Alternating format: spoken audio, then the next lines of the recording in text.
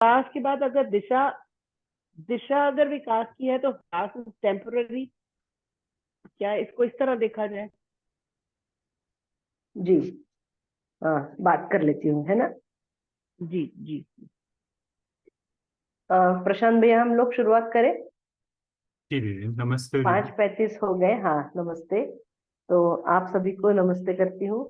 और सर्वप्रथम आदरणीय बाबा जी को हम याद करते हैं, और उनके प्रति मैं कृतज्ञता को व्यक्त करती हूँ। और मतलब अपनी बातचीत को प्रारंभ करने से पहले दो दीदियों की ओर से जो बातें आई थी, पहले उनको हम अ, उन पर बात करेंगे, फिर अपने अगले क्रम के लिए आगे बढ़ेंगे। ये ठीक रहेगा ना भैया? हाँ दीदी। प्रशांत भैया। जी हाँ जी हाँ। दीदी। तो पहले मैं सीमा दीदी ने जो बात पूछी थी उस पर बात करूंगी, उसके बाद मीनल दीदी की बात पर बात करूंगी। तो सीमा दीदी, मुझे लगता है ये जो क्रम है, पठन करना, और पठन से मतलब पठन में भी जो एक क्रम है, या उसका उसके जो आवर्तन है, तो कुल मिलाकर के बाबा जी ने जो वाङ्मय हमको दिया है, वो उस वाङ्मय से गुजरते हुए हमारी मानसिकता भी उससे गुजरती है। मतलब जिस क्रम से वो वाङ्मय दिया है, और उस क्रम में मतलब पहली बार तो हमको लगता है कि ये जो पूरा जो जो कुछ भी हमारे सामने वर्णन आता है अस्तित्व के अर्थ में, वो वर्णन मानव को छोड़ करके बाकी सारा कुछ हमको व्यवस्थित दिखता भी है, अच्छा लगता भी है, और मानव के बारे में भी जो कामनाएं हैं वो भी अच्छी लगती है। अब उसके कंपैरिजन में, या उसको रेफरेंस में लेकर के हम अपने आप को देखें। मैं मतलब अन्य मानवों की बात नहीं कर रही हूँ इसमें। बेसिकली फिर हम जागृत मानव को ही सामने रखेंगे, क्योंकि हमारे लिए जो अध्ययन की विधि है वो तो जागृत मानव के आचरण का अनुकरण और अनुसरण। तो आचरण में उनका अनुभव आयाम, उनका विचार आयाम, उनका व्यवहार आयाम, और उनका व्यवसाय आयाम, जितना हम इसमें से अनुकरण या अनुसरण कर सकते हैं वो अपने लिए विधि हो गई। अब रोजमर्रा की अपनी जो कुछ भी घटनाएं हैं, और खास करके आपने उल्लेख किया कि जो नजदीकी संबंध है, या परिवार में ही इस तरह से जो कुछ भी घटनाओं से हम गुजरते हैं, और उससे फिर अ, आवेश आता है, कुछ क्षणों के लिए ही होता है, लेकिन फिर से हमारा ध्यान जाता है, और हम फिर अपने को ठीक करने के लिए उसमें लग जाते हैं। इसके लिए आधार क्या बनता है?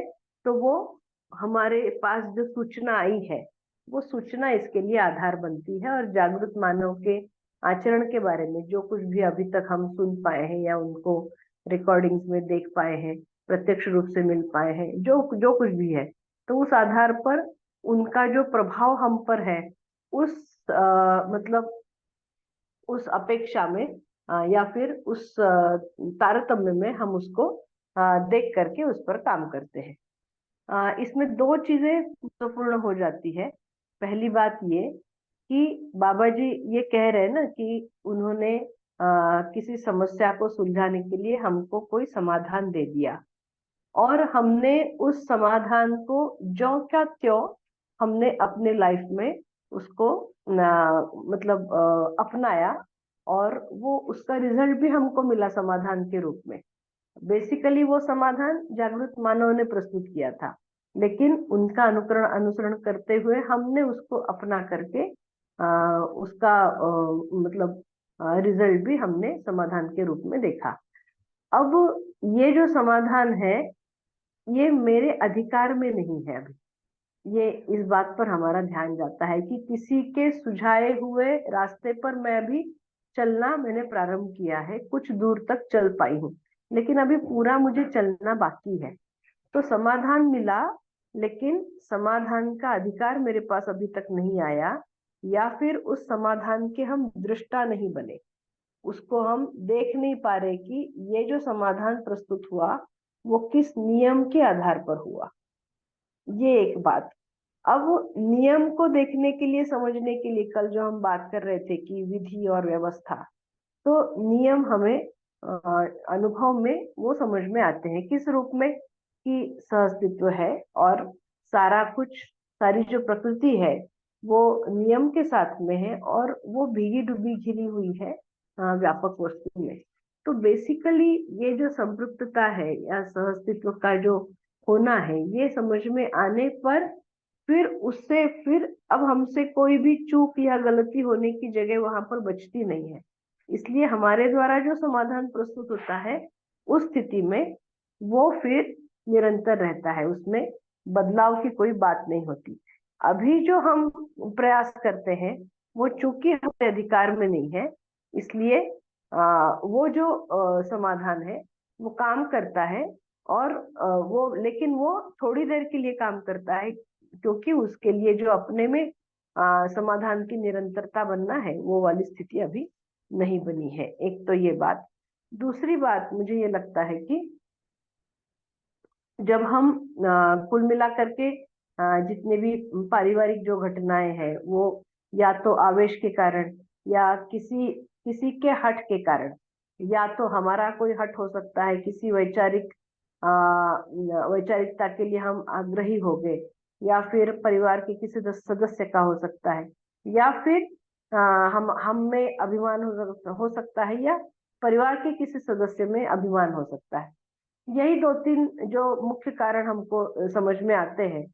तो उसके साथ में जब भी हमको मतलब जीने की हम कोशिश करते हैं तो ये स्थिति जब तक अपने में नहीं बनती है कि मैं अपने व्यवहार को हर समय आकलित करूं, दूसरे के व्यवहार को भी हर समय आकलित करूं, और मेरा व्यवहार कहाँ तक ठीक हो पा रहा है, कहाँ तक न्याय के करीब या उस रास्ते के लिए अनुकूल हो पा रहा है, कहाँ तक दूसरे का हो पा रहा है, इस बात का सतत आकलन ये एक लंबी प्रक्रिया है।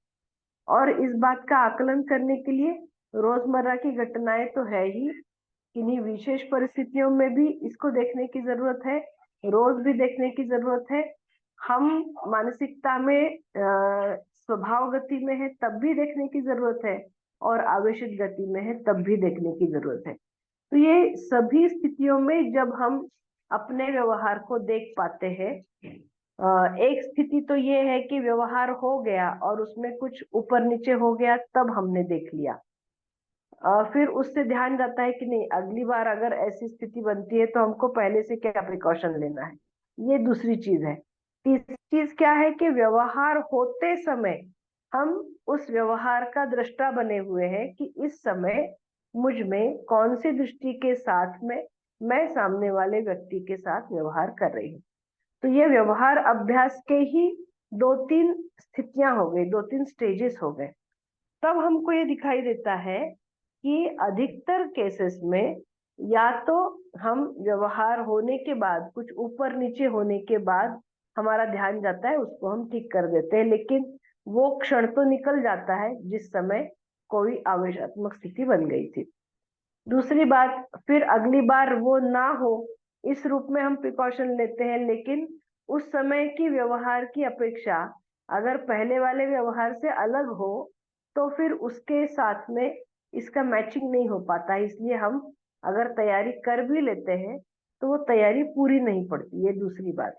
लेकिन ये दोनों चीजें करते करते ही हम व्यवहार होते समय अपने व्यवहार को देखने का अभ्यास करने की जगह आ पाते हैं। अगर ये पहले की दोनों जगह पर हमने अभ्यास नहीं किया तो व्यवहार होते समय हम अपने व्यवहार को देख ही नहीं पाएंगे, और फिर जब हम उसको देखेंगे उस समय कौन सी दृष्टि थी, और इस बात का जो मूल्यांकन है वो प्रतिदिन, बाबा जी बोलते हैं ना, रात में सोते समय आज मेरे द्वारा मतलब जो जो कुछ भी हुआ वो कहाँ तक न्याय था, कहाँ तक अन्याय था, कहाँ तक धर्म के अर्थ में था, कहाँ तक अधर्म के अर्थ में था, कहाँ तक सत्य था, कहाँ तक असत्य के अर्थ में था।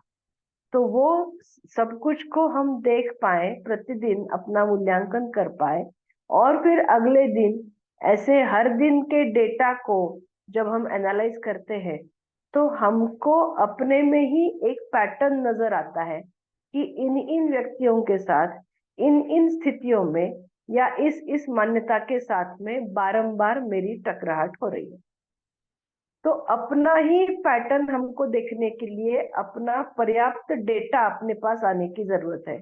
और जब तक वो नहीं आ पाता है तब तक ये चीजों का रिपीटेशन होता रहता है। इसका मतलब उन उन क्षणों में फिर हमारा अवेयरनेस कम हो जाता है। इसलिए अभी मतलब मैं स्वयं भी ये प्रयास करती हूँ अपने लिए, और जहाँ जहाँ जहाँ पर मैं बातचीत को रखती हूँ वहां पर इस बात को भी रखती हूँ आजकल, कि अपना स्वयं का डेटा ही हमारे पास पर्याप्त नहीं है। पूरी दुनिया का डेटा, पूरे परिवार वालों का डेटा, सब जगह इनका डेटा उनका डेटा। अभी हो सकता है हमसे कोई पूछेंगे कि ये अंबानी जी के बेटे की शादी में कितना खर्चा हुआ और कौन कौन आए थे, तो अपने पास उसका पूरा डेटा होगा। लेकिन मेरे प्रतिदिन के व्यवहार का पर्याप्त डेटा शायद मेरे पास नहीं होगा। शायद इसलिए बोल रही हूँ क्योंकि अगर ध्यान गया है ठीक से तो हो भी सकता है, हो है तो अच्छी बात है, और अगर उतना नहीं है तो फिर उस पर काम करने की जरूरत है। तो जब तक ये नहीं होता तब तक थोड़े ही क्षणों के लिए क्यों न हो, हम में जो आवेश की स्थिति आई और जिसको आपने रास के नाम से इंगित किया, ये रास की ओर मतलब उन क्षणों के लिए हम डिस्टर्ब हुए, लेकिन फिर से सूचना के आधार पर फिर से हम प्रयास करने के लिए तैयार हुए। तो ये जो स्थितियों का अपने में बनना है, इसी का नाम फिर व्यवहार अभ्यास है। कि व्यवहार के मूल में, क्योंकि विचार ही है, तो व्यवहार अभ्यास के मूल में विचार अभ्यास ही है। व्यवहार अभ्यास का मतलब ही विचार अभ्यास है। विचार अभ्यास में दृष्टियों का अभ्यास है। दृष्टियां कौन सी? तो न्याय धर्म सत्य दृष्टियों का अभ्यास है। इस रूप में हम अगर ये देखें इन स्थितियों को, तो कुछ समय बाद, अब वो कुछ समय उस पर डिपेंड करेगा कि हमने कितने रिगरसली इसको किया है। बहुत ध्यान देके किया है तो कुछ दिनों में, कुछ हफ्तों में, कुछ महीनों में दिखेगा। अगर पूरी तरह से ध्यान नहीं रख पा रहे तो हो सकता है ये अवधि बढ़ जाएगी। लेकिन जब तक ये नहीं करेंगे तब तक अपने में परिवर्तन करने की या होने की जगह में हम आ नहीं पाएंगे, और तब तक हम संतुष्टि की ओर आगे बढ़ नहीं पाएंगे अपने में।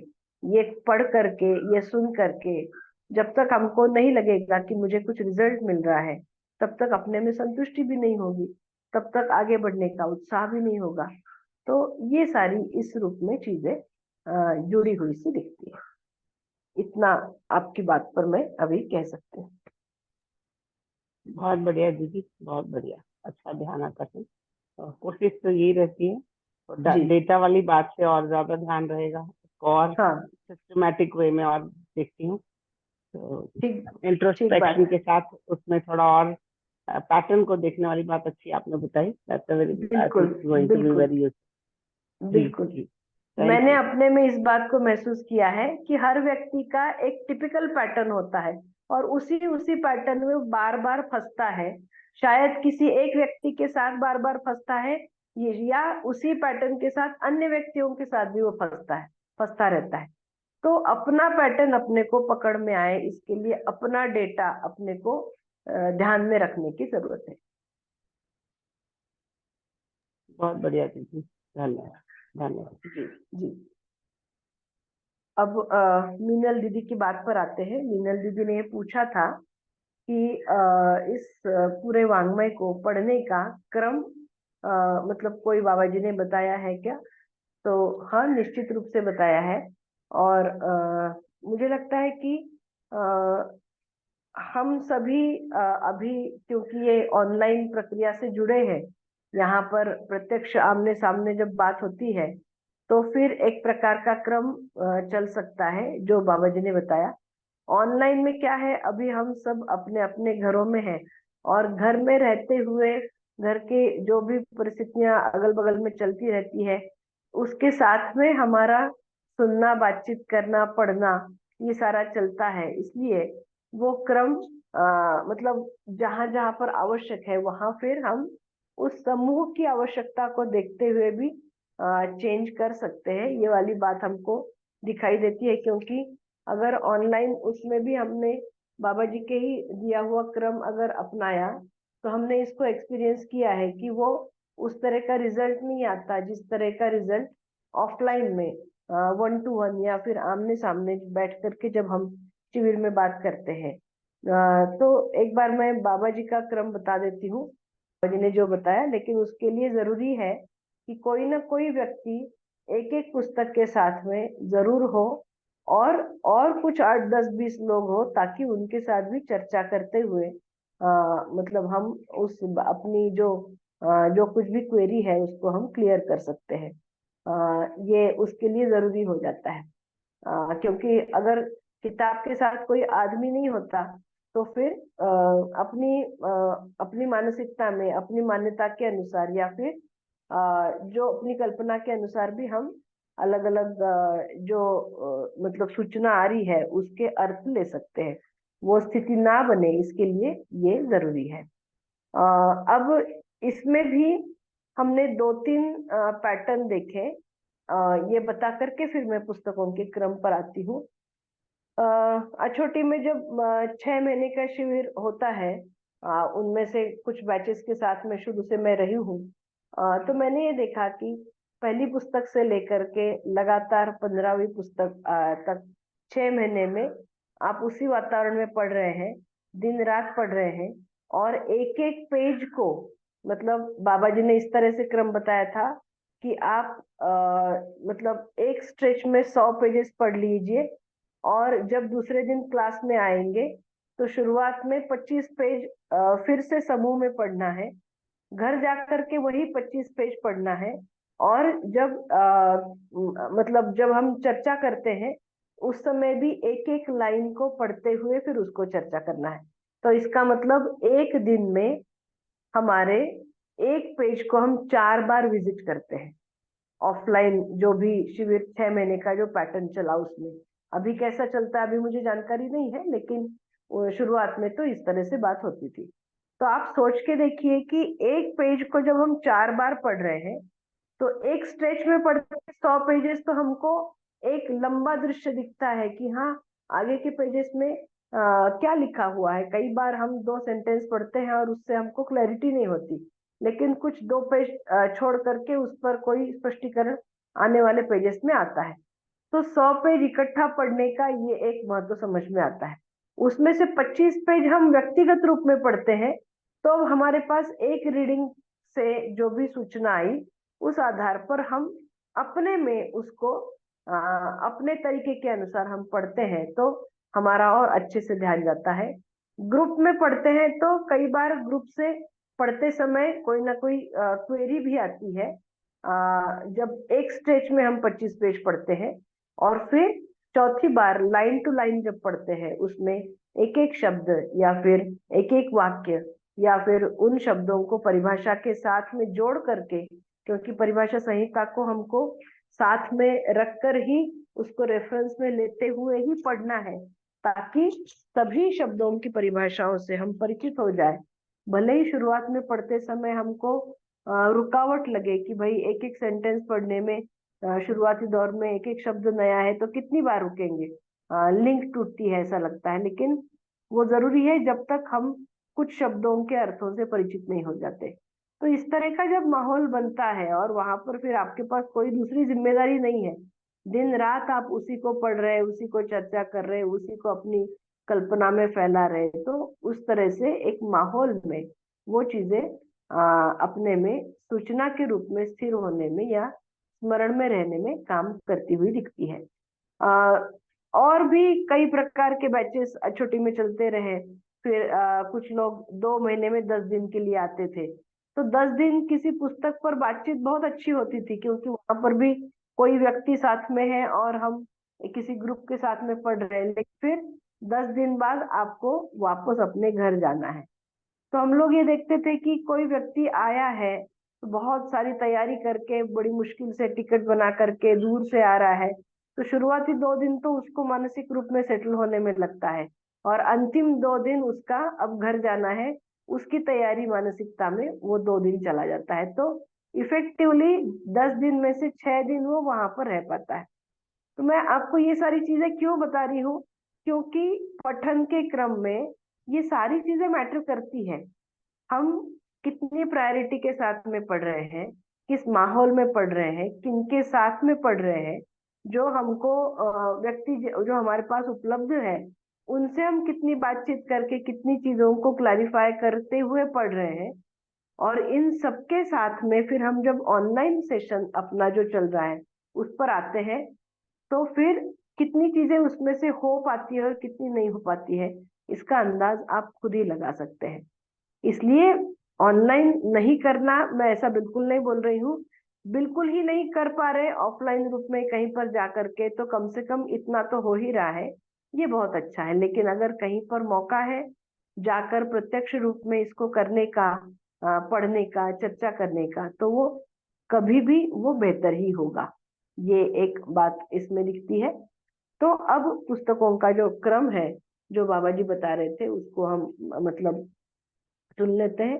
पहला है विकल्प पुस्तिका, दूसरा है अध्ययन बिंदु, तीसरा है जीवन विद्या एक परिचय, चौथा फिर इसके बाद में और उन्होंने कहा था कि शुरुआती दौर में ही परिभाषा संहिता से अगर कुछ परिचय हो जाए कि परिभाषा संहिता का उपयोग कैसे करना है, उन शब्दों के अर्थ कैसे देखना है, तो कुछ कुछ समय शुरुआती दौर में इस पुस्तक से भी परिचय हो जाता है, या फिर कभी कभी मतलब अंत में भी हो जाता है।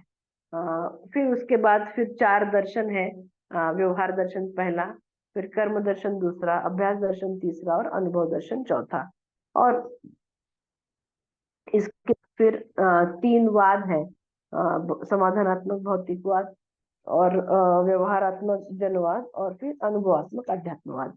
और उसके बाद फिर 3 शास्त्र है, व्यवहारवादी समाजशास्त्र, आवर्तनशील अर्थशास्त्र और मानव संचेतनावादी मनोविज्ञान। और अंत में जो मानवीय संविधान की पुस्तक है, और संविधान के बाद फिर परिभाषा संहिता पहले पेज से लेकर के आखिरी पेज तक, मतलब उस पुस्तक में जितने भी 3,500-4 हजार जो शब्द आए हैं उनको एक तरफ से हम पढ़ते जाएं, और फिर कई बार बहुत सारे छोटे छोटे लगने वाले शब्द हमको लगता है अरे इसका क्या अर्थ पढ़ना, लेकिन उनके भी अर्थ उसमें दिए हुए और हमको स्पष्टता बढ़ती है उन सब से। और फिर उसके बाद फिर संवाद जो पुस्तक रूप में छपी है, संवाद 1 संवाद 2, और उसके बाद भी अगर कोई संवाद अब छपती है तो इस तरह से ये जो क्रम है वो पठन का दिया हुआ है। ये पठन का क्रम देने के पीछे आशय भी यही था। बाबा जी ने हर एक पुस्तक का प्रयोजन भी बताया कि एक एक पुस्तक का प्रयोजन क्या है, और वो व्यवहारात्मक जनवाद पुस्तक में लिखा हुआ है, आपने अगर पढ़ा होगा तो।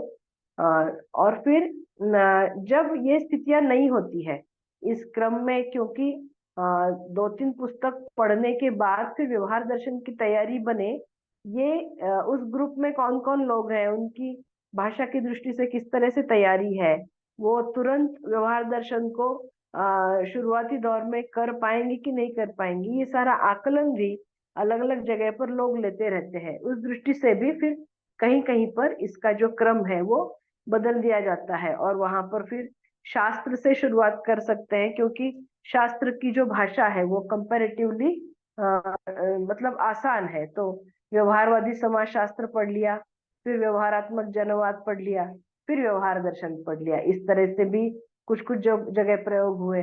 फिर अर्थशास्त्र पढ़ लिया, फिर कर्म दर्शन पढ़ लिया, या इस रूप में जब हम मतलब देखते हैं इन पुस्तकों को, तो ये क्रम आवश्यकता अनुसार और लोगों की ग्राह्यता के अनुसार, अगर लोग भाषा को समझ ही नहीं पा रहे हैं तो एकदम कठिनाई में जाएंगे तो फिर मुश्किल ही होगा, फिर अरुचि हो सकती है पढ़ने के प्रति, वो भी ना हो। इन सारी बातों को ध्यान में रखते हुए फिर उस क्रम को सजाने की जरूरत है। अभी इस ऑनलाइन वाली गोष्ठी में आप लोगों ने बीच में बहुत सारे वीडियोस भी देखे हैं, ऑडियो भी सुने होंगे। श्रेया, मैंने बहुत सारे नोट्स भी आपके साथ में शेयर किए हैं। वो इसलिए क्योंकि अब इसको पढ़ने के लिए जो लोग इतने सालों से मेहनत किए, उन्होंने भी जिस रूप में इसके साथ मेहनत किया है, उनके भी इनपुट इसमें आ जाने से आने वाले लोगों के लिए और सुविधाजनक हो जाता है पढ़ना भी, उसका अर्थ निकालना भी, या फिर उसके साथ अपने जीने को एक तरह से हम एक नया रूप देने के लिए जो तैयारी करते हैं, वो सारा कुछ आसान हो जाता है, क्योंकि बाकी लोगों का भी इसमें जो एक्सपीरियंस है वो भी जुड़ता है। तो इस तरह से मीनल दीदी ने बात मुझे पूछी थी कि पठन का क्रम किस तरह से होना चाहिए। तो इतने सारे प्रकार से सोच विचार करके उस समूह के लिए पठन का क्रम तय किया जाता है। वो हर ग्रुप के लिए एक जैसा हो ये कोई जरूरी नहीं है। आप अगर साउथ के राज्यों में जाएंगे जहां पर हिंदी भाषा पढ़ने में ही दिक्कत है, तो वहां पर तो एकदम आसान से आसान हिंदी में बात करते हुए, इंग्लिश का सहारा लेते हुए पुस्तकों को पढ़ना, ये वाला क्रम होगा, है ना। तो जी इतना अपनी ओर से मैं कह सकती हूँ। बहुत ही सुंदर दीदी, एकदम क्लियरिटी आ गई मुझे अभी। जी धन्यवाद दीदी। जी। तो कैसा करें प्रशांत भैया, मतलब जो पुस्तक है उसको साथ में ग्रुप में अभी पढ़ना है, फिर उस पर कुछ प्रश्नोत्तरी करना है, या आप लोग पढ़ के आए हैं और फिर उस पर कुछ प्रश्नोत्तरी करना है, कैसे करना है बताइए। अम, यदि किसी के प्रश्न हो गए तो प्रश्न भी ले सकते हैं, और मैं बुक शेयर कर सकता हूँ, और जैसे कल तय हुआ था एक उसका लेख पढ़ जी सकते हैं। ठीक बात है।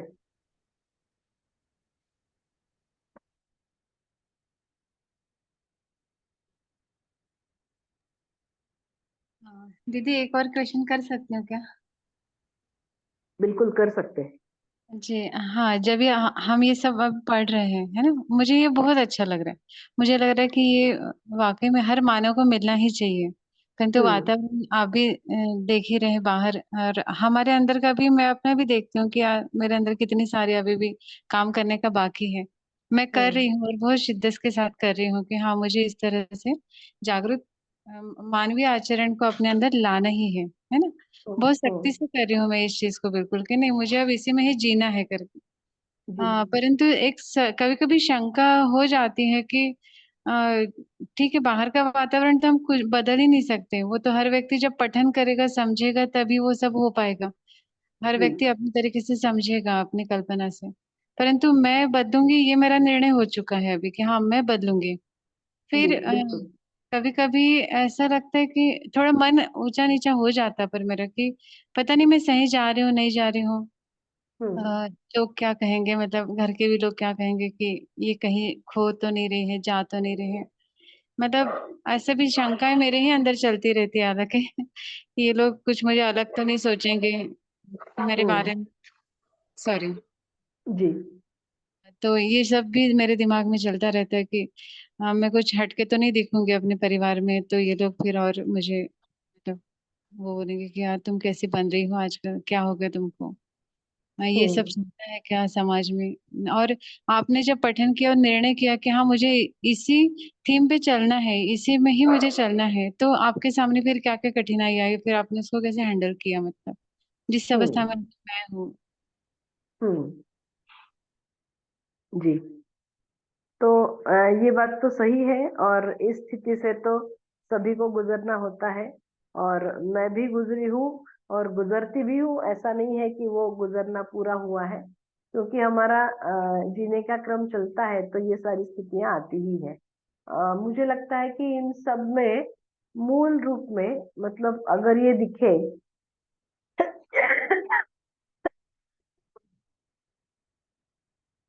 कई बार क्या होता है ना कि अ, मैंने दो तीन प्रकार से इसको देखा, अलग अलग लोगों में भी और स्वयं में भी। शुरुआती दौर जब होता है, वो जब हम पुस्तकों को पढ़ते हैं, अर्थ समझ में नहीं आता है, तो गंभीरता से लगते हैं ना उसमें। और हमारा अगर ये पठन से पहले का जो व्यक्तित्व है, वो अगर दूसरे प्रकार का है, मतलब खूब ज्यादा बातचीत करने वाले या हंसी मजाक करने वाले और इस तरह से है, और हम एकदम पठन का की शुरुआत करके हम अगर गंभीर हो गए और कम बात करने लगे, तो एक तरह से लोगों को अटपटा लगता है कि अरे अभी तक तो अच्छा चल रहा था, ये क्या हो गया। इसका मतलब ये पठन से गड़बड़ी हो गई, और अभी मतलब ये जो फलानी व्यक्ति है, हम माँ है या पत्नी है या बहन है या कुछ भी है, तो उन उन संबंधों में फिर लोगों का ध्यान जाता है और उनको लगता है कि यहाँ पर गड़बड़ी हो रही, क्योंकि वो हमको पहले जैसा नहीं पाते हैं। कई बार क्या होता है, क्योंकि हम जिम्मेदारियों के साथ में है लेकिन विद्यार्थी का काम कर रहे हैं, तो हमको लगता है मुझे समझ में आना चाहिए, लेकिन घर की जिम्मेदारियों से फिर थोड़ा बहुत हमको कम ज्यादा होता ही है। तो उसके बारे में भी हमको सुनना पड़ता है। और क्योंकि देखिए, हम जब विद्यार्थी सही में थे उस समय तो हमको ये बात मिली नहीं। अब प्रौढ़ावस्था में हमको विद्यार्थी बन के काम करना पड़ रहा है, तो ये तो झेलना तो पड़ेगा इस रूप में, अगर इस तरह से कुछ होता है तो।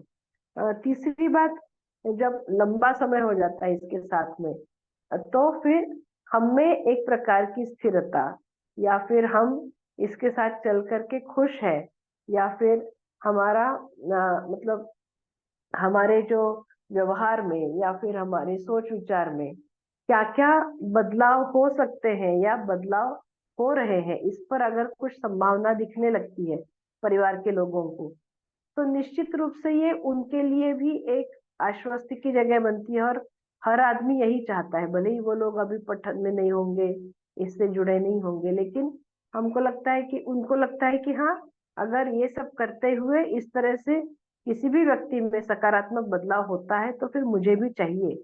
ऐसा करके फिर वो लोग मतलब इस रास्ते पर चलने के लिए तैयार भी हो सकते हैं देर सवेर। अगर नहीं भी होंगे तो भी हम कोई गलत काम नहीं कर रहे हैं, हम अच्छा ही काम कर रहे हैं, इसके प्रति उनकी आश्वस्ति बनती है। भले ही वो स्वयं इस रास्ते में अभी तुरंत नहीं आएंगे, लेकिन हमारा विरोध तो नहीं करेंगे, इतना तो निश्चित हो जाता है। एक और बात इसके साथ में जुड़ी हुई हमको दिखती है कि कई बार ये पठन करते हुए इतनी सारी चीजें बाबा जी ने लिखी है, आचरण के बारे में, व्यवहार के बारे में, विचार के बारे में, तो हमारे पास वो एक समीक्षा करने के लिए हमको टूल्स भी मिल जाते हैं कि भाई ये चीजें हमको दिखी, और वो उन टूल्स का उपयोग हम स्वयं के लिए ना करके हम दूसरों को मूल्यांकित करने के लिए उसके या समीक्षित करने के लिए उसका उपयोग करते हैं कि फलाने व्यक्ति की दृष्टि ये है, वो लाभोन्माद में है, या उसका इस तरह से वो क्या बोलते हैं, मद है, मात्सर्य है, अभिमान है। अब हम सीधे सीधे उनका समीक्षा या मूल्यांकन करते हैं तो निश्चित रूप से ये किसी के लिए पसंद नहीं आता, और अगर हम उसके मुंह पे बोल देते हैं तब तो और गंभीर स्थिति है, और अगर नहीं भी बोलते हैं तो भी सामने वाला डैश डैश प्रकार का है ऐसा हम मान करके उनके साथ में जो कुछ भी हमारा मौखिक रूप में कुछ अगर करने लगते हैं ज्यादा, तो फिर और विपरीत स्थितियां भी पैदा हो जाती है कई बार। तो इनमें से कोई स्थिति तो नहीं है ना, ये अपने को स्वयं को जांचने की जरूरत है कि हम इन सारी सूचनाओं का अपने स्वयं की बेहतरी के लिए ही उपयोग कर रहे हैं, ना कि दूसरे को समीक्षित और मूल्यांकित करने के लिए। इसको, इस वाक्य को 10 बार अंडरलाइन करने की जरूरत है, क्योंकि यही एक तकलीफ की जगह है। और शुरुआती दौर में मुझसे भी ये गलतियां हुई,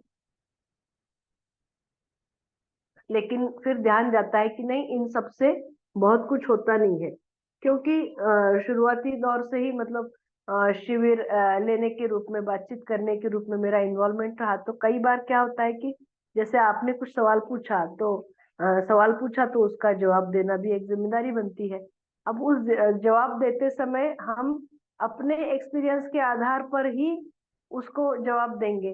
अब इस जवाब को परिवार के किसी अन्य सदस्यों ने सुन लिया तो उनको लगता है अरे बाप रे, ये इस तरह से सोचती है और इस तरह से काम करती है, जबकि मतलब ऐसे सभी मुद्दों पर, अपने बदले हुए आचरण पर, बदली हुई दृष्टि पर, बदले हुए विचारों पर परिवार के साथ, एक एक सदस्यों के साथ में बातचीत होना, हमारी दृष्टि, हमारा लक्ष्य, हमारा प्रयास तब तक पहुंचने से उनकी ओर से जो भी सहयोग हमको मिलना है वो मिल सकता है। तो इस सारी प्रक्रिया में उन सभी को विश्वास में लेकर के उनके साथ काम करने की जरूरत होती है।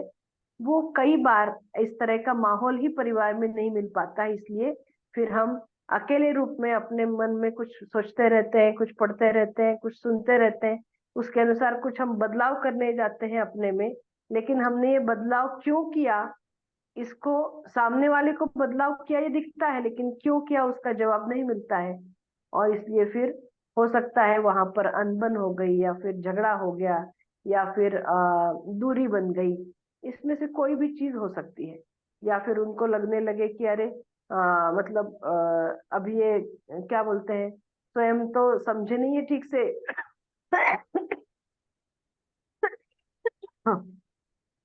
दूसरे को समझा रहे। हम्म। ऐसी भी स्थितियां बन जी। जाती है। तो परिवार में परिवार में जो भी बातचीत है,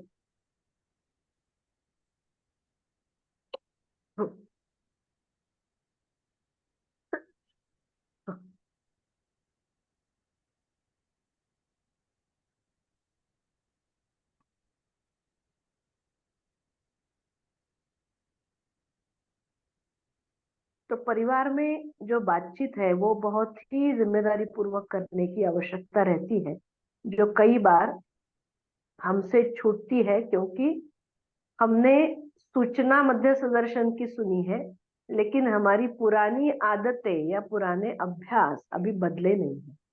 तो जब तक नई सूचना के आधार पर नए अभ्यास या नई आदतें नहीं बनेंगी, तब तक ये जो क्लैशेस है वो अपने स्वयं में भी बने रहेंगे, परिवार में भी बने रहेंगे, मित्रों के बीच में, या जहाँ पर हम काम करते हैं उन हमारे कलीग्स के साथ में भी बने रह सकते हैं।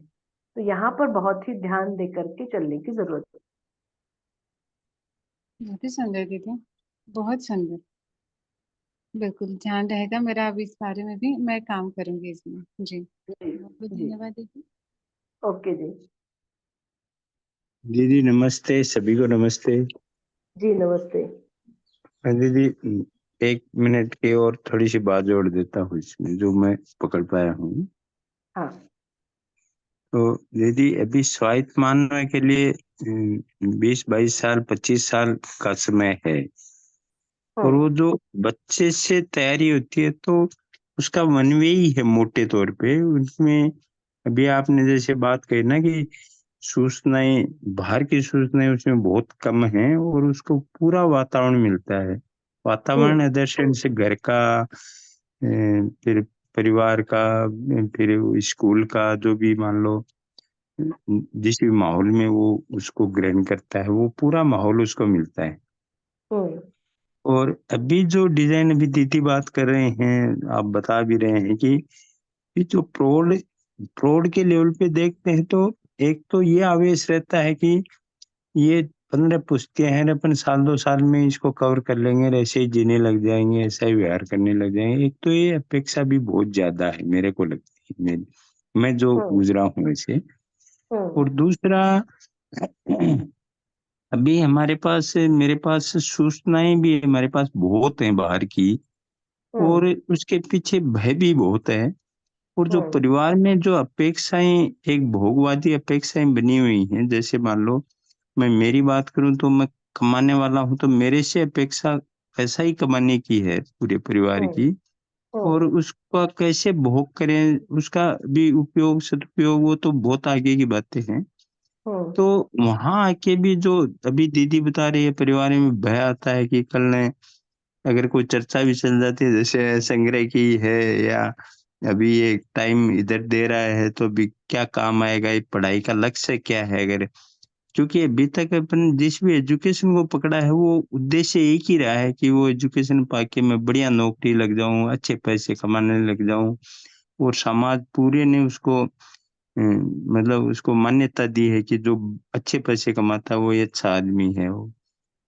तो यहाँ आके भी इस प्रौढ़ लेवल पे आके ये बड़ी पसावट आती है। तो उसको धीरे धीरे जो आपने अभी प्रक्रिया बताई, वैसे मैनेज करके ही एक बार इसमें मेरे को लगता है आगे बढ़ा जा सकता है। और अभी आपने कहा कि भाई परिवार देखने लग जाए कि आपका स्वभाव क्या है, तो परिवार भी जो अपेक्षाएं कर लेता है, ये पैसा ही कमाए तो वैसा पैसे वाला सा ही स्वभाव लगता है, तो उनको अच्छा लगता है। उससे अन्यथा होता है, तो चाहे अपन बहुत प्रेम से परिवार में आए, लेकिन वो कहते हैं कि भाई भूखे पेट भजन ना होए गोपाला, प्रेम क्या काम दे, तुम तो पैसे लाओ, पड़ोसी ने तो ये कर लिया, वो कर लिया, लोगों ने तो ये कर लिया, वो कर लिया। तो ऐसी कई प्रस्तावना आती थी। बस इतनी बात ही रखूं। जी, मैं केवल इतना ही कह सकती हूँ कि अभी मतलब जनरल सर्वे करेंगे तो परिवारों में बातचीत न के बराबर होती है, और होती है तो बहुत ऊपरी ऊपरी बातचीत होती है। और जो कुछ भी चलता है, मतलब अभी मोबाइल के आने से तो हमको लगता है कि हम इतने लोगों को मैसेज करते हैं, इतने ग्रुप्स में हम सदस्य हैं, लेकिन हम हमारी जो जीने की जगह, जो हमारी परिवार की जो बातचीत है आपस में जो होनी चाहिए, वो कहीं पर भी किसी मैसेज में नहीं है, किसी फोन पर नहीं है, या फिर वो किसी दूसरे व्यक्ति तक पहुंची ही भी नहीं है, हम जिनके साथ में दिन रात रह रहे हैं।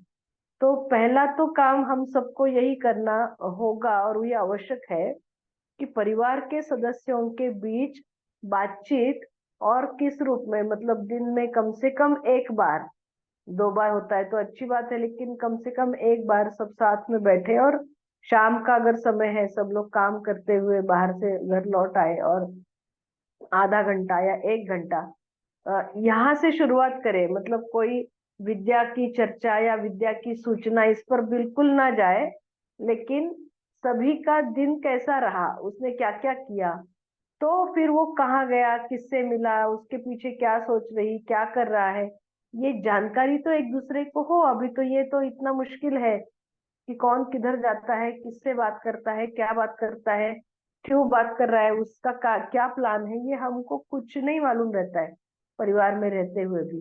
तो कम से कम हम सभी की ये अगर एक अभ्यास बन जाता है, 4-6 महीना, साल भर इतना हो जाए कि हम बिल्कुल जनरल बातचीत करें, और करते करते फिर, क्योंकि हम पढ़ रहे हैं, तो पढ़ते हुए जो इनपुट्स हमारे पास में आते हैं, वो इनपुट्स को हम इनडायरेक्टली, डायरेक्ट किसी भाषा में नहीं, और स्वयं को केंद्र में रखते हुए इसको जब हम शेयर करते हैं कि मैंने ये पढ़ा था, उसको मैंने अपने लिए ये ट्राई करके देखा, ये ट्राई किया तो मुझे इसका ये रिजल्ट मिला। इसके साथ जब हम बातचीत को परिवार की मीटिंग में अगर रख पाते हैं, तो फिर समाधान किसको नहीं चाहिए, मतलब खुशी किसको नहीं चाहिए।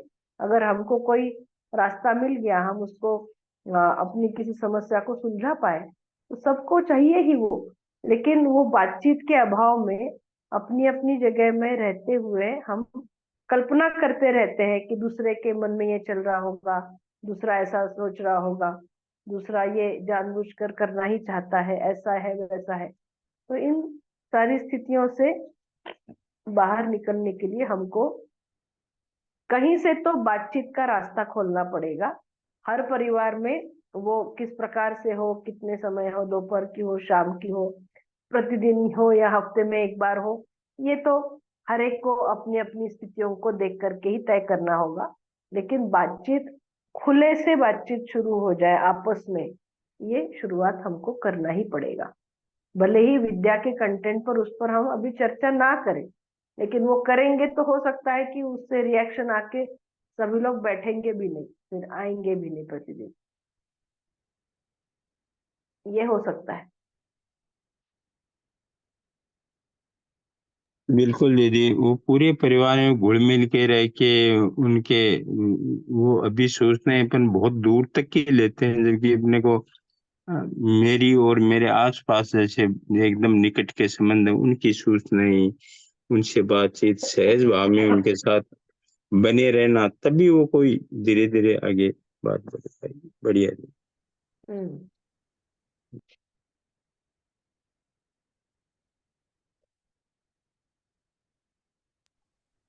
नमस्ते दीदी। जी नमस्ते। दीदी, एक प्रश्न है कि वास्तव और अस्तित्व में क्या अंतर है? वास्तव और अस्तित्व?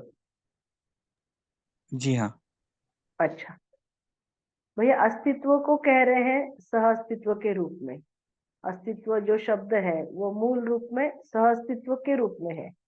यहाँ पर अस्तित्व माने कोई एक चीज ऐसा नहीं बोल रहे, सारा जो अस्तित्व है वो सह अस्तित्व के रूप में है। अब सह अस्तित्व में क्या क्या है, तो व्यापक वस्तु है, और व्यापक वस्तु में संपृक्त प्रकृति है। प्रकृति में 4 अवस्थाएं हैं, 4 पद है, ये जानकारी हमारे पास में है।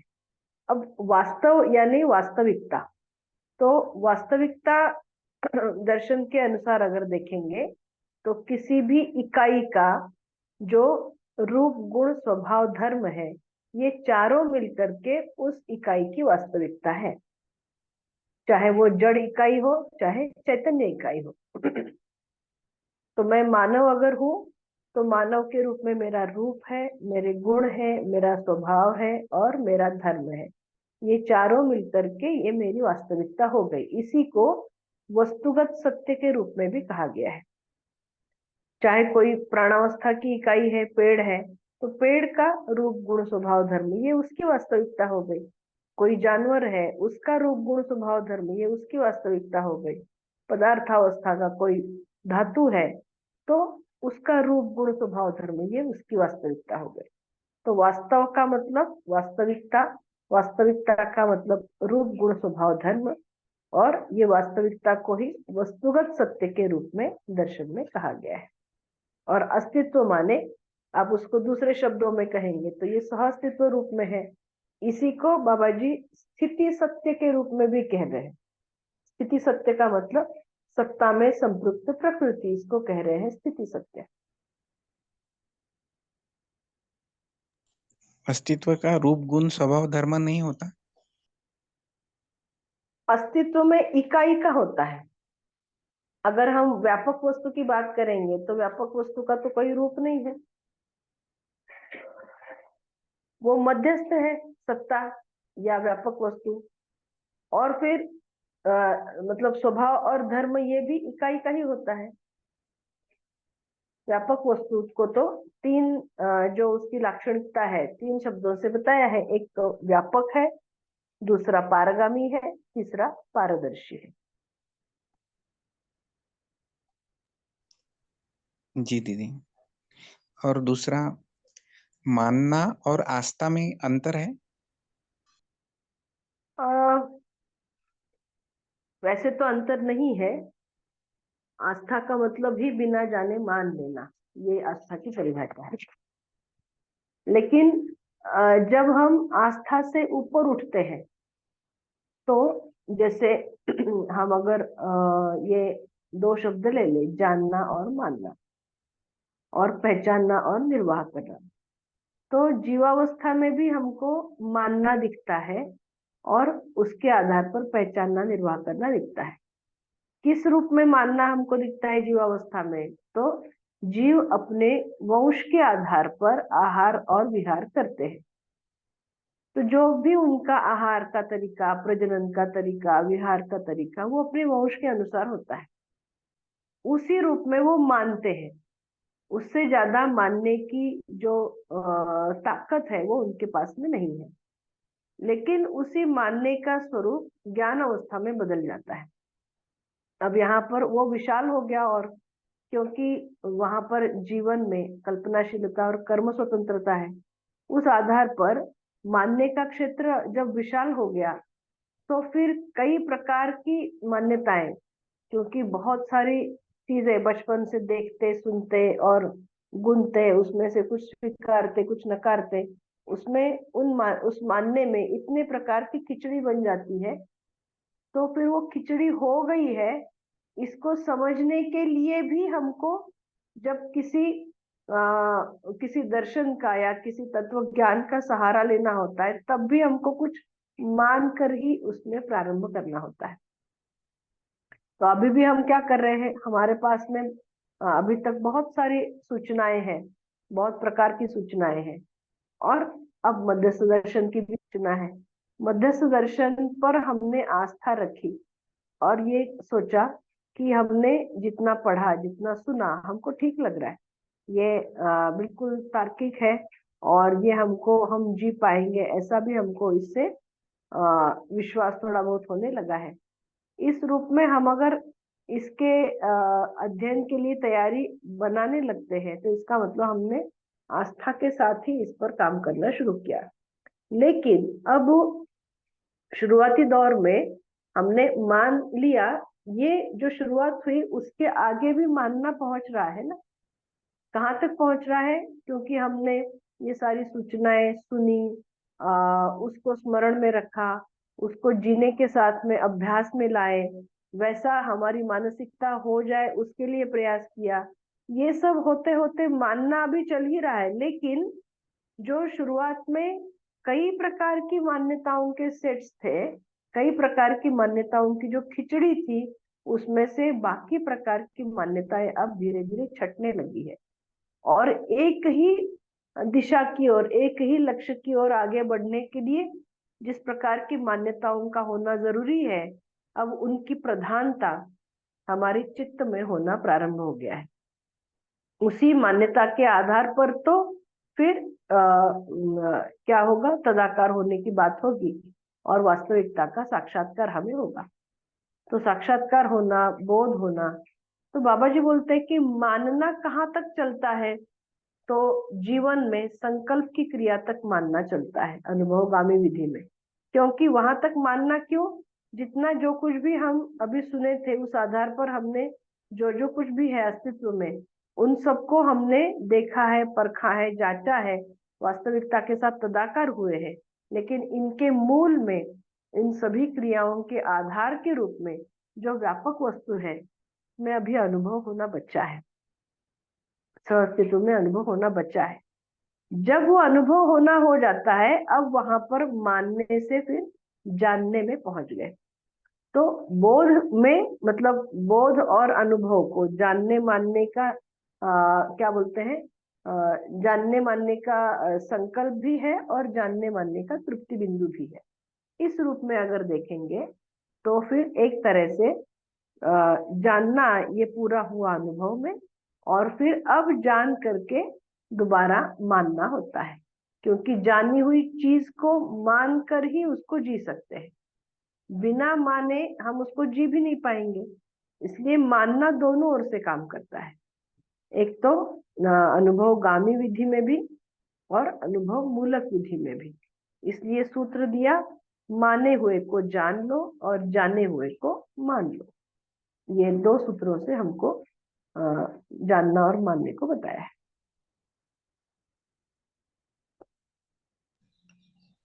और हाँ दीदी, आस्था उसका क्रम बदल अनुभव जाता है मूलक एक लेवल पे आके। दीदी, हेलो, अनुभव मूलक विधि में मानना कैसे होगा? जो जाना हुआ है उसको तो मानना ही होगा ना। हाँ हाँ, जाने को मान, ठीक है दीदी। हाँ, जाने हुए को मानना। जी जी जी, ठीक। कुछ बोल रहे थे हाँ अमित हाँ भैया? दीदी, वो क्रम क्रम बदल जाता है। जानना मानना रहते तो ये तो साइकिल ही है वैसे, लेकिन पहले क्रम रहता है, जिसको माना उसको जानने तक पहुंचने का, और फिर जानने तक पहुंच गए, जान लिया, तो फिर उसको जानने के आधार पे मानकर जीने वाला मानना, क्रम होता बिल्कुल है। बिल्कुल। मैं ये कह रहा था कि मानना, आस्था और श्रद्धा, ये मतलब डिग्रीज है क्या, जैसे गुड बेटर बेस्ट जैसी? नहीं, तो आस्था तो शुरुआती स्टेज हो गई, लेकिन मानना उसके आगे पहुंचता है। कहाँ तक पहुंचता है ये भी मैंने बताया। और श्रद्धा तो जब हम किसी व्यक्ति में श्रेष्ठता को हमने देख लिया, उसको सम्मान किया, और फिर जब हम उस व्यक्ति जैसे होने में हमें तत्परता आ गई, उस जगह पर श्रद्धा की बात है कि मैं वैसे हो जाऊं। क्योंकि ये श्रद्धा पूज्यता के रूप में व्यक्त होती है। तो किसी की पूजा करने का मतलब क्या है कि जो गुण सामने वाले में है, जिनकी मैं पूजा कर रही हूँ, वो मुझ में आ जाए, इसके लिए अब मैं तैयार हूँ, मैं उसके लिए प्रयास कर रही हूँ। इसका नाम है श्रद्धा। तो श्रद्धा बहुत मतलब बड़ा मूल्य है।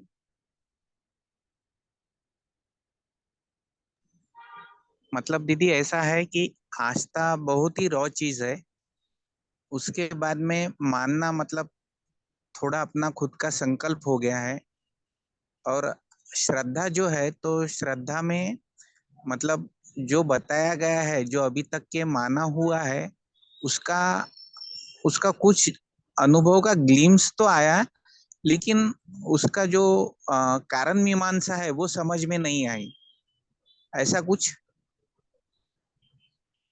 भैया आस्था बहुत रॉ चीज है, इसको भी थोड़ा जांचने की जरूरत है। इतना भी रॉ नहीं है, क्योंकि अभी जो कुछ भी हम कर रहे हैं अपनी जिंदगी में, मैं पहले अपने आप को मानती थी कि मैं बिल्कुल आस्था नहीं करती हूँ। लेकिन जिस दिन से दर्शन से परिचय हुआ और जिस दिन से मतलब कहाँ कहाँ पर मैं आस्था कर रही हूँ, इन पर ध्यान गया, तो अभी हमको दिखाई देता है कि हम सभी का बहुत सारा जो मतलब क्रियाकलाप है वो आस्था पर ही आधारित हमको दिखाई देता है। जबकि हम बोलते हैं कि हम वैज्ञानिक दृष्टि से भी अगर काम करते हैं तो विज्ञान पर भी हमारी आस्था है, इसलिए हमने विज्ञान को अपनाया है। और वो अपनाया क्यों है? क्योंकि इससे हम सुखी हो जाएंगे, हमको साधन मिलेंगे, हमारी सोच में थोड़ी तार्किकता आएगी, इस रूप में हमने उसको अपनाया है। तो ये दिखाई देता है कि आस्था एक इतनी मतलब कच्ची चीज नहीं है। आस्था के दम पर ही अभी तक हम मानते आए कि सदियों से हमारी परिवार परंपराएं या समाज की परंपराएं किस आधार पर आगे बढ़ती गई है, उसके मूल में आस्था ही रही। अभी भी बहुत सारी मतलब 2 पीढ़ी पहले तक हमारे सारे पारिवारिक क्रियाकलाप के मूल में आस्था ही थी। फिर वो परिवार के मुखिया की तरफ उसके प्रति आस्था, भगवान के प्रति आस्था, परिवार परंपराओं या समाज परंपराओं के प्रति आस्था, इसके साथ ही आदमी आगे बढ़ पाया था। अब आस्था को हम जब हम किसी धार्मिक कर्म कांडों के साथ में जोड़ते हैं केवल, तो एक वो अलग वहां पर बात आ जाती है। लेकिन आस्था का जो लिमिट है वो केवल उतना नहीं है। जहां तक अपना मानना है, उस मानने के मूल में क्या है वो हमको आस्था ही दिखाई देती, क्योंकि इसमें से हमने कुछ जाना तो नहीं है ना। जैसे स्कूल कॉलेज में हम पढ़े और हमको अगर एटम का ये स्ट्रक्चर है, ऐसा कोई चित्र हमको साइंस की किताब में बताया था, तो मैं तो कहीं व्यक्तिगत रूप में जांचने नहीं गई कि रुदरफोर्ड ने ऐसा क्यों चित्र बनाया, या फिर और किसी ने ऐसा क्यों कहा ये परमाणु ऐसे ही होता है, इसका क्या मतलब। मैंने तो मान ही लिया ना। मान लिया मतलब उसको केवल माना नहीं, हमने वो चित्र अपना लिया, उस चित्र को अपने एग्जाम्स में रिप्रोड्यूस किया, उसके नंबर ले लिया, उस आधार पर डिग्री मिल गई, उस डिग्री के आधार पर नौकरी धंधा, ये सारा कुछ चलता ही रहा जिंदगी में आगे। तो हमने इतनी सारी चीजों पर आस्था की है, हमारी भाषा पर आस्था है, हमारी स्थान पर आस्था है, हमारी व्यक्तियों पर आस्था है, हमारे विचारों पर आस्था है, हमारी जो भौतिक संसाधन है उन पर आस्था है, हम जहाँ काम करते हैं वहाँ के माहौल पर, कितनी जगह पर हमारी आस्था है, भोजन पर है, पानी पर है, ये हमको, हमने कितनी चीजों को जाना है। इसमें से अगर दिखता है तो लगभग एक भी चीज को हमने जाना नहीं है, फिर भी हमारा आस्था के भरोसे काम चल रहा है। जी दीदी। और दीदी एक ऐसा लगता है कि जैसे जब से दर्शन को सुना है कि अ, परंपरा में सिर्फ मतलब जो मानव शरीर है उसको उतना महत्व नहीं दिया गया है। वो हम्म। मतलब है ना, अलौकिक चीज की बात करता है, वहां से वो स्टार्ट ही वहां से होता है, नेति नेति करके जो है। फिर बाद में भौतिकवाद जो है वो तो कहता है कि वो ये कुछ नहीं है, ये शरीर है, यही अस्थि अस्थि है करके भौतिकवाद बताता है। अब जब दर्शन हम्म। की सूचना आती है तो दर्शन कहता है कि नहीं, दोनों है। लेकिन जब दर्शन आगे बढ़ता है, मतलब परिचय शिविर में तो यही बताते हैं कि मानव जो है वो शरीर और जीवन का संयुक्त रूप है। लेकिन दर्शन धीरे धीरे आगे जब बढ़ता है तो वो भी परंपरा की ही बातों जैसा प्रतीत होता है, या प्रतीत तो नहीं लेकिन ऐसा लगता है कि हाँ, दर्शन भी तो आगे जाके सिर्फ मतलब जीवन की ही बात कर रहा है। शरीर को उसमें उतना ये नहीं दिया गया है जितना जितना फोर्सफुली लिटरेचर में, दर्शन के लिटरेचर में जीवन परमाणु के बारे में, उनकी क्रियाओं के बारे में, तो फिर शरीर छूट जाता है वहां पे। तो फिर किसी मोड़ पे ऐसा लगता है या किसी पॉइंट पे ऐसा लगने लगता है कि दर्शन कहीं जो भौतिकवाद में डूबा हुआ आदमी है तो उसको अलाइन करने के लिए एक कोई मतलब जरिया है कि वो वापस परंपरा से जुड़ जाए। तो ऐसा लगता है कभी कभी। तो ये आप इस पे थोड़ा बोलिए। भैया ऐसा मतलब मुझे तो नहीं लगा कभी, क्योंकि परंपरागत लिटरेचर में संबंधों की बात कहाँ है। वहां तो मतलब आपको रिश्ते नातों में उसको निभाना ही नहीं है। वो तो सारी आपके लिए, आपकी साधना के लिए या आपकी तपस्या के लिए अड़चन का कारण है। इसलिए परिवार को छोड़ करके गुरु के पास जाओ या गुरु भाइयों के साथ में रहो, या फिर आप अपनी साधना के लिए किसी एकांत स्थान में जाओ। तो यहाँ पर फिर तो अ, हम जब मतलब मानव रूप में बात करेंगे तो मानव रूप में संबंध आते ही है। और संबंध आते हैं तो संबंधों के मूल्य भी आते हैं, संबंध आते हैं तो उनके दायित्व कर्तव्य भी आते हैं। और केवल यहाँ तक बात नहीं है, फिर वो नीति तक चला गया ना, तन मन धन का सदुपयोग। तो फिर अगर शरीर की ओर इतना ध्यान नहीं दिया होता तो फिर सदुपयोगिता की बात आती कैसे। तो धर्म नीति, राज्य नीति, ये सब लिखा ही नहीं होता। और बाबा जी ने उसको मानवीयतापूर्ण आचरण में, नैतिकता के रूप में ये लिखा हुआ है, मूल्यों के रूप में लिखा हुआ है। चरित्र में स्वधन की बात सारी अन्य तीनों अवस्थाओं के साथ में जुड़ती है, वैसे ही वो शरीर के साथ ही होने वाला काम है। शारीरिक श्रम बिना शरीर का कैसे होगा। तो शरीर का महत्व है। और यहाँ तक ये कह रहे हैं कि अपने शरीर को मतलब चुस्त दुरुस्त बनाए क्यों रखना है, क्योंकि वो श्रम के योग्य हो, वो सेवा करने के योग्य हो। तो श्रम से समृद्धि आएगी, सेवा से व्यवहार में हमको मदद मिलेगी, और व्यवहार से संतुष्टि से हमको तृप्ति होगी, हम न्यायपूर्वक जी पाएंगे। तो मैंने तो ऐसा नहीं देखा है जैसा आप बोल रहे हैं। इसलिए तन का सदुपयोग, तन जब सतत क्रियाशील रहता है, और क्रियाशीलता कहाँ पर, केवल दिन रात योगासन करने में और खेल खेलने में क्रियाशीलता नहीं बोल रहे बाबा जी। क्रियाशीलता उत्पादन के अर्थ में, विनिमय के अर्थ में, परिवार में न्याय के रूप में प्रस्तुत होने के अर्थ में तन की क्रियाशीलता है। क्योंकि ये क्रियाशीलता के साथ ही सेवा हो पाएगी। मन की क्रियाशीलता, मन मतलब ये तन का सदुपयोग हो गया। मन का सदुपयोग कहाँ पर है, जब हम सकारात्मक अर्थों में सोच विचार करेंगे तो ही मन का सदुपयोग है, अन्यथा मन का तो दुरुपयोग है। मतलब अगर हम सतत समस्याओं की ही चर्चा, समस्याओं की ही बारे में सोच विचार, समस्याओं का ही बखान, ये सब अगर करेंगे तो फिर वो मन का दुरुपयोग है। तो मन का सदुपयोग समाधान से होता है। तन का सदुपयोग क्रियाशीलता, उत्पादन, व्यवहार, इन सब से होता है। और धन का जो सदुपयोग है वो, क्योंकि मन और तन के संयोग से धन पैदा हुआ है, तो फिर परिवार की आवश्यकता से अधिक, और फिर अन्य परिवारों के समाधान समृद्धि पूर्वक जीने के अर्थ में हम अपनी ओर से उसमें जब नियोजित कर रहे हैं तो फिर वो धन का सदुपयोग हो गया। तो कहीं पर भी आप देखेंगे अकेले जीवन की बात बाबा जी कर ही नहीं रहे हैं, हर समय मानव की बात कर रहे हैं। जो भी लक्ष्य हमको बताया है वो भी समाधान, समृद्धि, अभय, सहअस्तित्व लक्ष्य बताया है। यहाँ पर कोई भी बात बाबा जी मेरे स्वयं के सुखी होने के अर्थ में ऐसा स्वतः सुखाय के रूप में लिखा ही नहीं है। जहाँ जैसे परंपरागत उसमें लिखा रहता है, यहाँ क्या बोल रहे हैं, सर्व शुभ में मेरा शुभ समाया हुआ है। तो मेरा शुभ मतलब आपने ये सूत्र पढ़ा होगा कि मानव मूल्य के साथ में जीवन मूल्य पूरे होते हैं। तो समाधान, समृद्धि, अभय, सहअस्तित्व पूर्वक जीने से सुख, शांति, संतोष, आनंद पूरा होता है। जबकि परंपरागत वांग्मय में ये कहा है कि हमको अपने सुख, शांति, संतोष, आनंद के लिए काम करना है। उसके लिए मानव के रूप में जो कुछ भी हमारा रूप है, उसके लिए भोजन का इंतजाम करना, परिवार में दायित्व कर्तव्य निभाना, या फिर उत्पादन कार्य करना, समग्र व्यवस्था में भागीदारी करना, ताकि अन्य मानव और अन्य परिवार इसके लिए तैयार हो जाए, वो स्वयं समझदार होकर के इसमें भागीदारी करने लगे, इसके लिए अपना योगदान देना। ऐसी कोई बात वहां पर तो नहीं कह रहे हैं। तो लक्ष्य के अर्थ में भी हमको मानव की प्रधानता दिखती है। जीने के स्वरूप के अर्थ में मानवीयतापूर्ण आचरण ही मानव के रूप में लिखा गया है।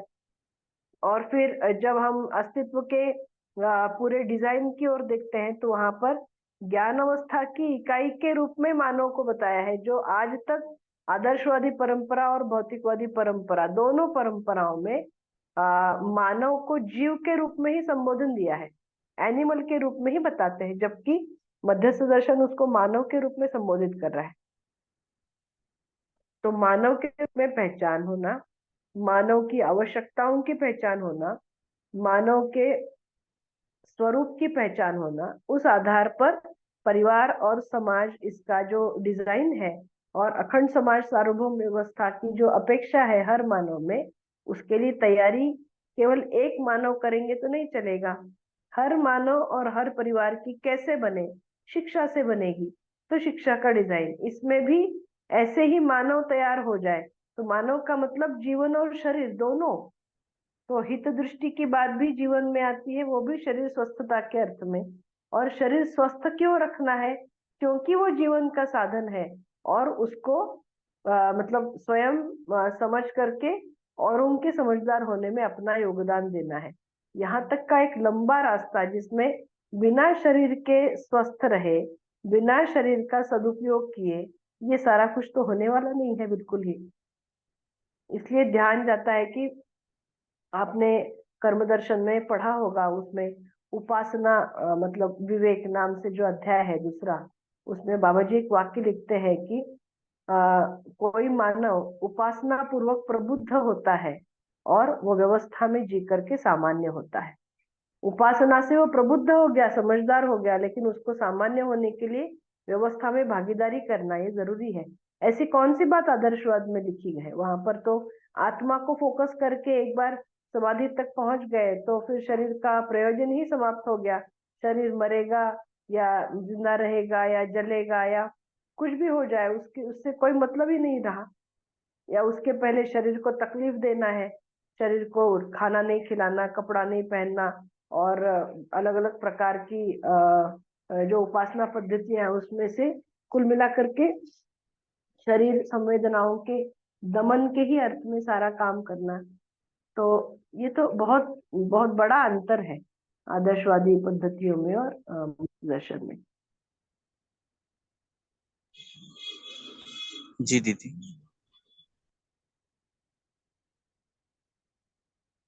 बहुत बढ़िया दीदी, बहुत क्लियर किया। और ये क्लियर होना भी चाहिए दीदी। जी ये जब तक क्लियर नहीं होगा तब तक वो ही डुलमुल बना रहता है कि ये सही है, ये गलत है। ये तो आपने बहुत स्पष्ट किया इसको। और और इसलिए बाबा जी जो बोलते जो हैं एक कि ये डिजाइन, विकल्प है।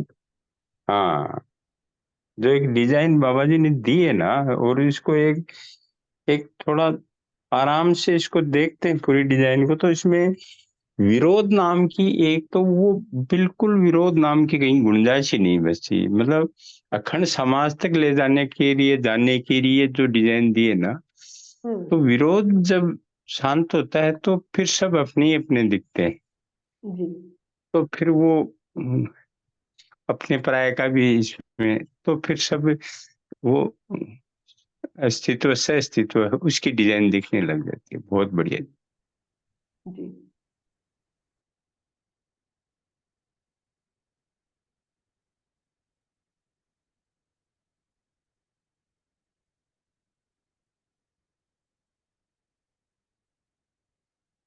तो जो कुछ भी आपने पढ़ा है, जो 6.5 जो है पुस्तक का, उस पर कुछ पढ़ना है अभी साथ में, या पढ़ा हुआ है उस पर कुछ बात करना है?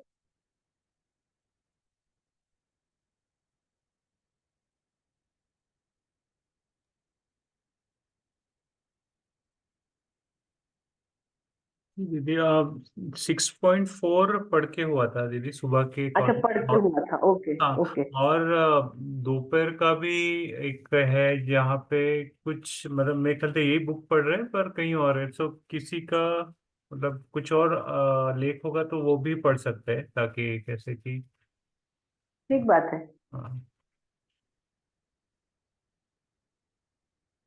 पढ़ सकते हैं। और जो या जो पढ़ा हुआ है उसमें से कुछ अगर क्वेरी है तो उस पर बात भी कर सकते हैं। जी।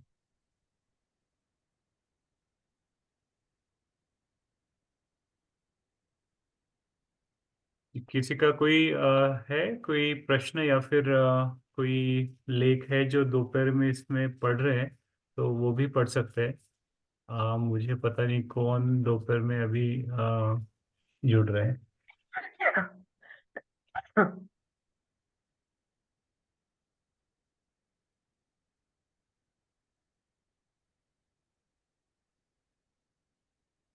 मैं तब तक डॉक्यूमेंट शेयर कर देता हूँ। प्रशांत भैया एक क्वेश्चन पूछ सकती हूँ? जी दीदी कहिए। दीदी अभी बात हम लोग कर रहे थे आस्था की। तो जैसे हम दर्शन की सूचना हमें मिली और यहाँ हमारा जो है मानने से शुरू होगा, फिर एक एक चीज को हम जानते चले जाएंगे। जैसे वस्तुगत सत्य बोल रहे हैं तो हर इकाई शुरू में जिस जिस जो जो हमारे सानिध्य में आती जाएगी और धीरे धीरे उसका विस्तार होता जाएगा। तो आस्था जो है वो एक विश्वास का फाउंडेशन भी तो है, क्या ऐसा देखा जाए? और क्या ये जो हम दर्शन की सूचना को मान के जानने की कोशिश कर रहे हैं, क्या इसे भी आस्था कहा जाएगा? आस्था को हम बहुत संकीर्णता से क्यों लेते हैं? सिर्फ वो घंटी बजाना और मंदिर जाना को आस्था मानते हैं। Aastha is to have to believe in something, right? तो आस्था से तो विश्वास भी बचता है। आस्था को इस तरह देखा जाए। जी, मतलब बेसिकली विश्वास में पहुंचने के लिए आस्था पहले होना जरूरी है, लेकिन आस्था तक रुकना नहीं है, केवल इतनी बात कह रहे हैं। और जी जी जी आस्था मतलब जीने के हर क्षेत्र में होती है ना भाई। मतलब जिस भी चीज को हम जानते नहीं है और मानते हुए कर रहे हैं, उन सभी बातों पर हमारी आस्था है। फिर हमारी भोजन पर आस्था है, किसी प्रकार के घर के डिजाइन पर आस्था है, किसी एक भाषा या प्रदेश के जो भी तौर तरीके हैं, संस्कृति, उन पर आस्था है। इस तरह से हमारी कई चीजों पर आस्था है, किन्हीं विचारों पर आस्था है, परिवार की परंपराओं में बहुत सारी चीजों पर आस्था है। तो बेसिकली आस्था शब्द को अभी धार्मिक रूढ़ियां या उनके कर्मकांडों के साथ में ज्यादा जोड़ के बताया गया। यहाँ पर दर्शन में बाबा जी उसको एक सार्वभौम उसकी परिभाषा दे रहे कि जिस भी चीज को जानते नहीं है उसको बिना जाने मान लेना, इसको आस्था कह रहे हैं। लेकिन ये तब तक विश्वास में परिवर्तित नहीं होगा जब तक ये मेरे समझने में पूरी तरह से नहीं आएगा। क्योंकि आस्था करके मैं चल रही हूँ, लेकिन उस पर अगर कोई सवाल उठाता है तो फिर मैं डगमगा जाती हूँ, मैं उसका स्पष्ट उत्तर अगर नहीं दे सकती हूँ, इसका मतलब वो अभी विश्वास में परिवर्तित नहीं हुआ है।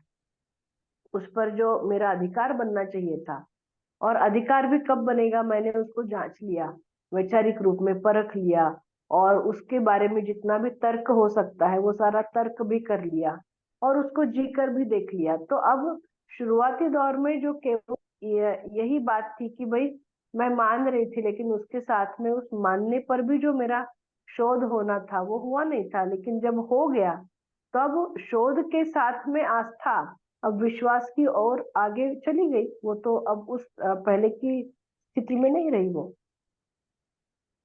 जी जी।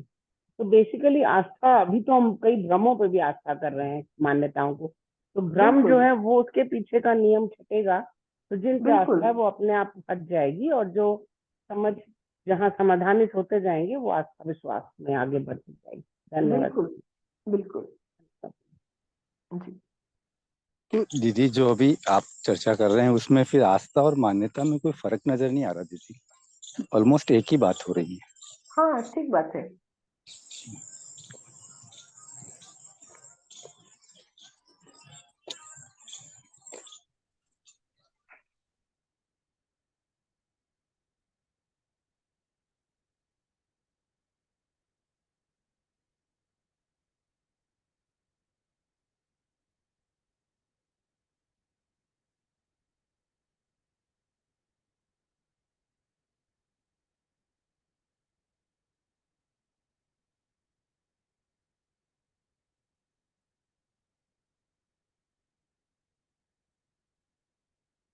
और कोई बात?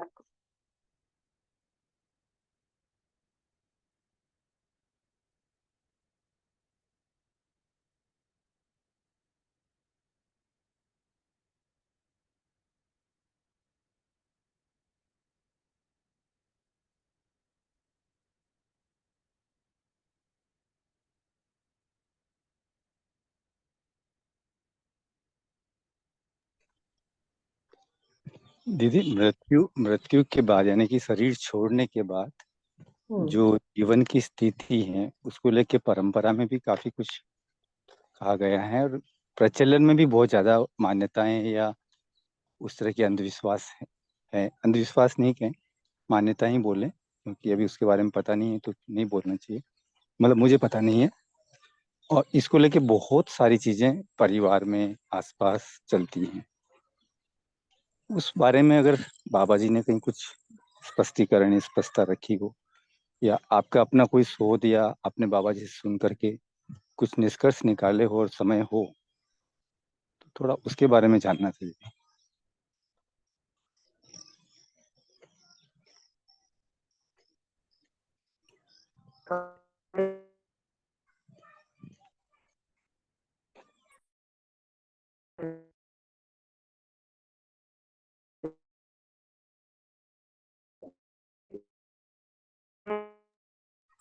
आवाज नहीं आ रही दीदी आपकी।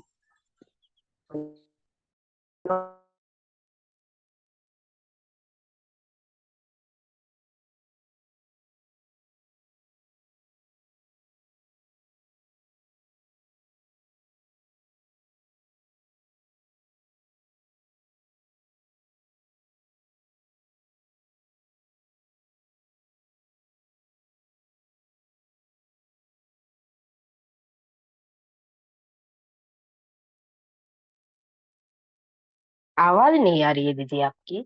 जी दीदी डिस्कनेक्ट हो गई शायद, नेटवर्क प्रॉब्लम।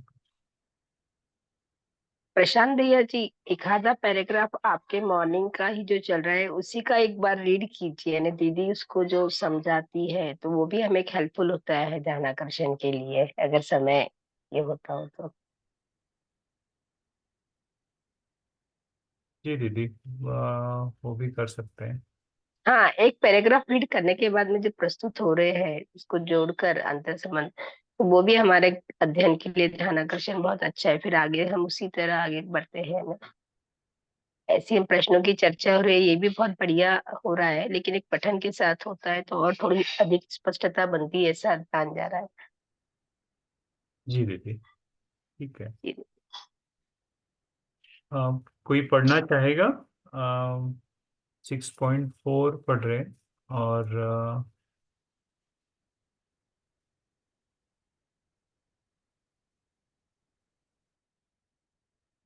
ठीक है दीदी, मैं पढ़ लेता हूँ। भैया स्क्रीन के आधार पे तो मैं पढ़ दूं क्या? Book hello. तो नहीं है मेरे पास, स्क्रीन से पढ़ दूं। हेलो, मेरी आवाज आ रही है अभी? जी दीदी हाँ आप। दीदी, अभी आने आ लगी रही है। हाँ हाँ, मैं डिस्कनेक्ट हो गई थी, तो भैया ने जो पूछा उस पर एक मिनट बात कर लेती हूँ, फिर हम पढ़ते हैं, है जी ना? जी हाँ, तो मैं ये कह रही थी कि जिस समय हम लोग जुड़े थे और बाबा जी से मिलते थे, तो उस समय मृत्यु या उसके बाद की जो भी जीवन के बारे में जो बातचीत है, वो अगर कोई पूछने लगते तो फिर बाबा जी उनको डांटते थे, और वो ये कहते थे कि पहले जीना कैसे है वो समझो। जिसको जीना समझ में आएगा उसको मरना भी समझ में आएगा, ये सेंटेंस वो बोलते थे। तो सारा फोकस है अभी, क्योंकि हमने मतलब एक तो जीवन के होने की स्वीकृति वो हमको जीते जी ही अधिक होने वाली है, क्योंकि क्रियाओं के रूप में देखने का अवसर और उसमें बदलाव करने का अवसर, कुछ गलत हो रहा है तो उसको ठीक करने का अवसर, ये सारा कुछ हमको मानव के रूप में होते हुए ही मिलने वाला है। और दर्शन ने हमको ये सूचना दे दी है कि शरीर यात्रा छोड़ते समय जो भी जीवन की स्थिति है वो अगली शरीर यात्रा तक वैसे ही रहेगी, उसमें कोई बदलाव नहीं होगा। तो इसका मतलब ज्यादा फोकस हमारा किस जगह पे हो, मानव के रूप में समझने में हो, जीना समझने में हो, और उसके साथ में, क्योंकि जहां तक हम पहुंचेंगे अपनी शरीर यात्रा के अंत तक, वो स्थिति कंटिन्यू होने वाली है अगले, क्योंकि जो साधन है शरीर नाम का, उसी के द्वारा सूचनाएं लेना होगा और उसी से फिर अपने ज्ञान के लिए प्रयास करना होगा। तो मुख्य बात तो यही है कि शरीर का रोल ही इसलिए है, नहीं तो फिर शरीर की कोई जरूरत ही नहीं होती। जीवन को अगर बिना शरीर के ही ज्ञान हो जाता, लेकिन ऐसा है नहीं। और ज्ञान होने के लिए भी बाबा जी जिस तरह से जीना बोल रहे हैं उसमें प्रकृति की सभी इकाइयों के साथ में जीना और सभी मानव इकाइयों के साथ में जीकर ही हम उस जगह पर पहुंचेंगे जिसकी कामना हम जागृति के रूप में कर रहे हैं। ये वाली बात पर वो ध्यान दिलाते रहे। इसलिए चर्चाएं तो बहुत सारी होती है, लेकिन मुझे लगता है कि उससे थोड़ी देर मनोरंजन हो सकता है उन चर्चाओं से। बहुत सारा चीज अपने परिवर्तन के लिए हमको नहीं मिलेगा। और इतना तो दिखता है कि बाबा जी ये कहते ही थे कि मानव के रूप में अभी जो कुछ भी हमारे पास में जो भी अच्छाइयां हैं या जो भी बुराइयां हैं, तो कुल मिला के अच्छाइयां और बुराइयां ये तो जीवन में ही है ना, ये तो शरीर में कहीं है नहीं। तो जो भी स्थिति है वो सभी वैसा ही रहेगा। जितनी अच्छाइयां हैं वो अच्छाइयां रहेंगी, जितनी बुराइयां हैं वो बुराइयां रहेगी। तो जीवन रूप में देखेंगे तो उसमें कोई बदलाव होने की बात नहीं है। जीवन में बदलाव होने के लिए मानव रूप में ही सही तरीके से, यानी मानवीयतापूर्ण आचरण के साथ जी करके ही जीवन में बदलाव होगा। और फिर मतलब उनकी स्थिति मरणोपरांत भी संस्कारों के रूप में अच्छी रहेगी, इतना कहा जा सकता है।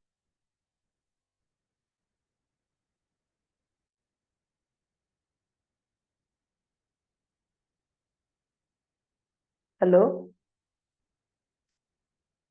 हाँ हेलो। दीदी। हाँ जी। दीदी, आपने बात रख दी, वो पूरी आ गई। हाँ हाँ दीदी, आपकी बात पहुंची है, लेकिन जी। मेरा जो प्रश्न है उसका कंटेक्स्ट और वो अलग है, तो वो अच्छा, मैं कभी अलग से बात करूंगा।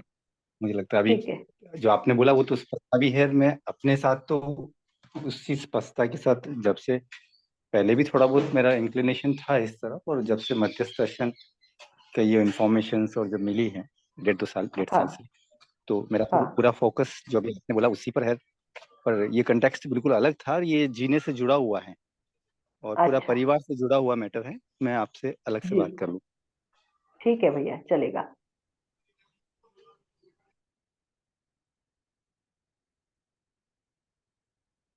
कैसे मिलकर पढ़ना है प्रशांत भैया इसको? जी दीदी। हाँ, शुरू कर सकते हैं फिर। ठीक है। और ठीक। जहां पर पढ़ते पढ़ते कुछ अगर कुछ पूछना हो तो रुक करके बात कर लेंगे। ठीक है, हाँ। मैं पढ़ता हूँ। हम्म। धर्म, समाज और राज्य अविभाज्य है। नैतिकता का तात्पर्य धर्म, राज्य, नीतिपूर्ण आचरण है। यही क्रम से सदुपयोग और सुरक्षा है। अखंड समाज का स्वरूप परिवार विधि से, सार्वभौम व्यवस्था का स्वरूप सभा विधि से चरितार्थ होना देखा गया है। राज्य के साथ समाज और धर्म अविभाज्य वर्तमान है। धर्म के साथ समाज और राज्य अविभाज्य वर्तमान है। समाज के साथ राज्य और धर्म अविभाज्य वर्तमान है। मानव धर्म का मूल रूप में सर्वतोमुखी समाधान है।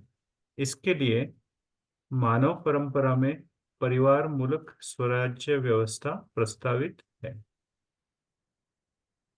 जिसका फलन समाधान, समृद्धि, अभय और सहअस्तित्व सहज प्रमाण है। राज्य, समाज और धर्म अलग अलग नहीं हो पाते।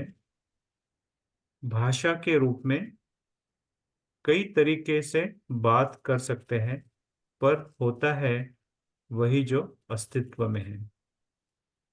अस्तित्व में मानव का होना पहले स्पष्ट हो चुका है। मानव का स्वरूप स्वायत्त रूप में, परिवार के रूप में, ग्राम व विश्व परिवार के रूप में पहचान सकते हैं। मूलतः मानव की पहचान अर्थात व्यक्ति की पहचान पहले कर ले, अथवा विश्व मानव को पहले पहचान ले। इनकी पहचान से यह पता चलता है कि सर्वप्रथम एक समझदार मानव को पहचानना अति अनिवार्य है। यह भी समझ में आता है कि प्रत्येक मानव आकार के रूप में विविध है। मानव को पहचानने का आधार क्या होगा? यह प्रश्न स्वाभाविक रूप में विचारशील व्यक्तियों में उपजता ही है।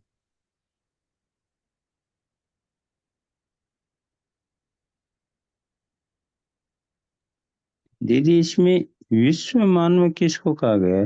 ये लिखा हुआ है, विश्व मानव को पहचान ले, पहले पहचान ले। हाँ, मतलब बाबा जी परिवार मानो, समाज मानो और व्यवस्था मानो या विश्व मानो इस रूप में कह रहे हैं ना, तो कुल मिला करके ये प्रमाणित करने का ही जो एक वो है, मतलब क्या बोलते हैं, क्रम है। समझदारी के उपरांत जिसने सार्वभौम व्यवस्था तक अपना प्रमाण प्रस्तुत कर दिया, इस रूप में विश्व मानव, मतलब वो अखंड समाज के साथ में उनको प्रमाणित करते हुए जी रहा है, सार्वभौम व्यवस्था को प्रमाणित करते हुए जी रहा है।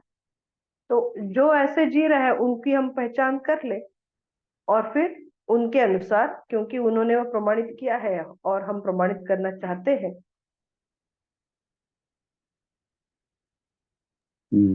ठीक है।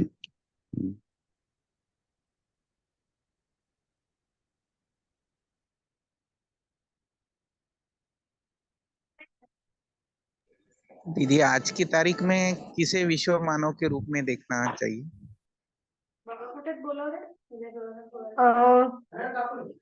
विश्व मानव के रूप में देखिए, मतलब जैसे हम बाबा जी की भी बात करें तो भी उनको अपनी बात को मतलब स्वयं को प्रमाणित करने के लिए वैसी स्थितियां भी होना जरूरी होता है ना। वो अगर स्थितियां ही नहीं है, वैसा अवसर ही नहीं है, तो चेतना के रूप में दिव्य चेतना होते हुए भी उसका प्रमाण प्रस्तुत करने के लिए वो व्यवस्था कहाँ है? नहीं है। तो वो होने के लिए भी समझदार मानवों की संख्या बढ़ना, वैसे परिवार तैयार होना, उस तरह से समाज में अनेक परिवारों तक इसकी स्वीकृति होना, उसके साथ में जीने का डिजाइन बनना, ये सारी चीजें भी जरूरी है ना। जी दीदी।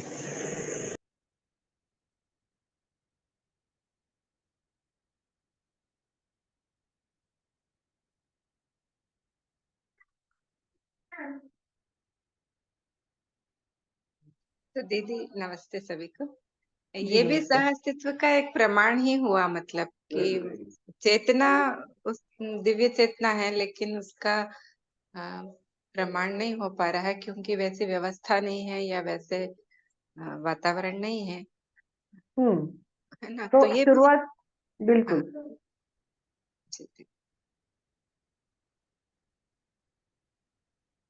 दीदी, एक प्रश्न ऐसा भी बन रहा था, अभी परिवार मूलक समाज व्यवस्था जैसे है पढ़ते हाँ हैं, हाँ उसमें 10 सोपान की बात आती है, या हाँ। एक परिवार में 10 समझदार मानव, मतलब एवरेज, नॉट स्ट्रिक्ट नंबर। तो 10 की संख्या पे जो चलता है, फिर 10 प्रतिनिधि आगे जाते हैं और फिर ये 10 सोपानों में पूरा होता है। तो ये 10 की जो संख्या है, क्या वो जीवन क्रियाओं की भी संख्या 10 है, तो उससे कुछ जुड़ता है क्या? ऐसा कुछ रिलेशन है क्या? नहीं, एवरेज अगर देखेंगे, बेसिकली परिवार में 3 पीढ़ियों का साथ होना, ये जब बोल रहे हैं, तो आज का जो भी पैटर्न है जनसंख्या का, उसमें अगर हम मतलब माता पिता, उनके 1 या 2 बच्चे और उनके फिर 1 या 2 बच्चे, इस तरह से अगर देखेंगे तो एक साधारण से 7-8 का नंबर तो बन ही जाता है ना। तो एवरेज अगर उसको 10 ले ले, कहीं पर वो 12-14 भी हो सकता है, कहीं पर 7-8 भी हो सकता है। इसमें ध्यान रखने वाली बात है कि 3 पीढ़ियों का साथ में होना। तो फिर उस आधार पर फिर उसको कैलकुलेट करके बताया।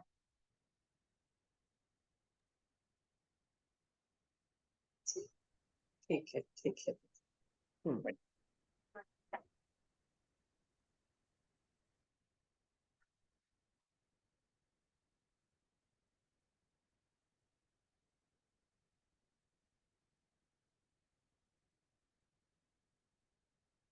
और दीदी यहाँ परिवार में 3 पीढ़ियां भी हो जाती है, कई बार 4 पीढ़ियों तक भी चलता है, तो वो मोटे तौर पे 10 का आंकड़ा तो बनता है।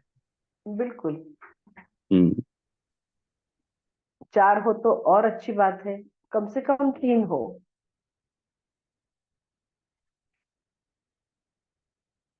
हाँ, इसलिए 2 3 पीढ़ियां पीढ़ियों तो के। दीदी हो ही जाती हैं, वो साथ साथ रहने का अलग एक इश्यू है, बाकी 4 तक काफी है पीढ़ियां तो। हम्म। लेकिन 3 तक तो वो बिल्कुल साथ साथ रहने की ऐसे तभी वो है परिवार, नहीं तो अलग अलग रहेंगे तो पीढ़ियां कितनी भी हो क्या है उसका। ठीक बात है।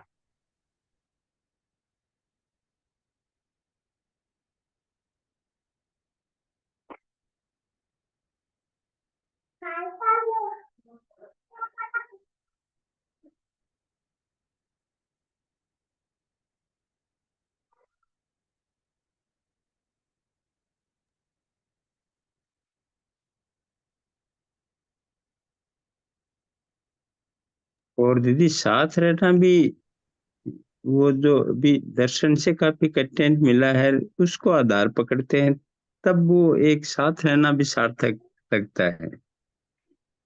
सही बात है ना।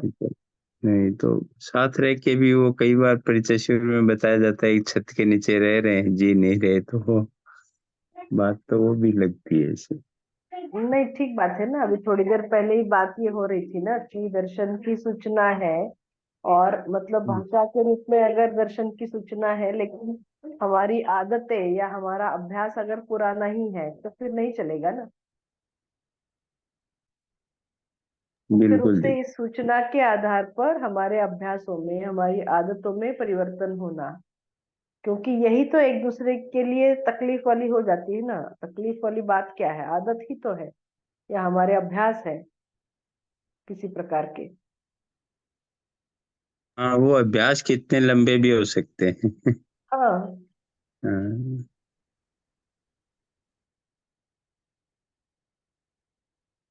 और ये अभ्यास जब धीरे धीरे बदलते हैं तो एक बार तो इन पे दबाव भी आता है कि ये एक दिन में बदल जाए या थोड़ी सी दिन में बदल जाए, तो वो भी एक, तो मेरे को लगता है वो भी एक दबाव ही है। ये भी धीरे धीरे ही इनका परिमार्जन होगा, और कितनी अपनी योग्यता बनती है उसके अकॉर्डिंग ये सही है अभ्यास ना। बनता सही है। है ना। इसमें अधीरता काम नहीं करेगी या फिर आतुरता काम नहीं करेगी।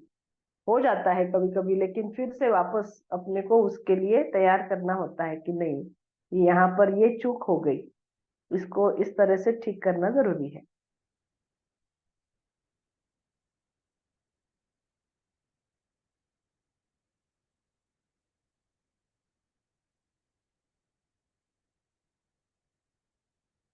आगे पढ़े प्रशांत भैया। जी दीदी, अगला पैराग्राफ है।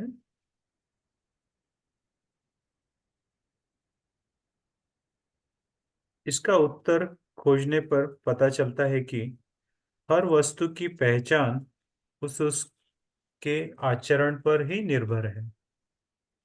आचरणों को योग, संयोग, वियोग के आधारों पर पहचाना जाता है।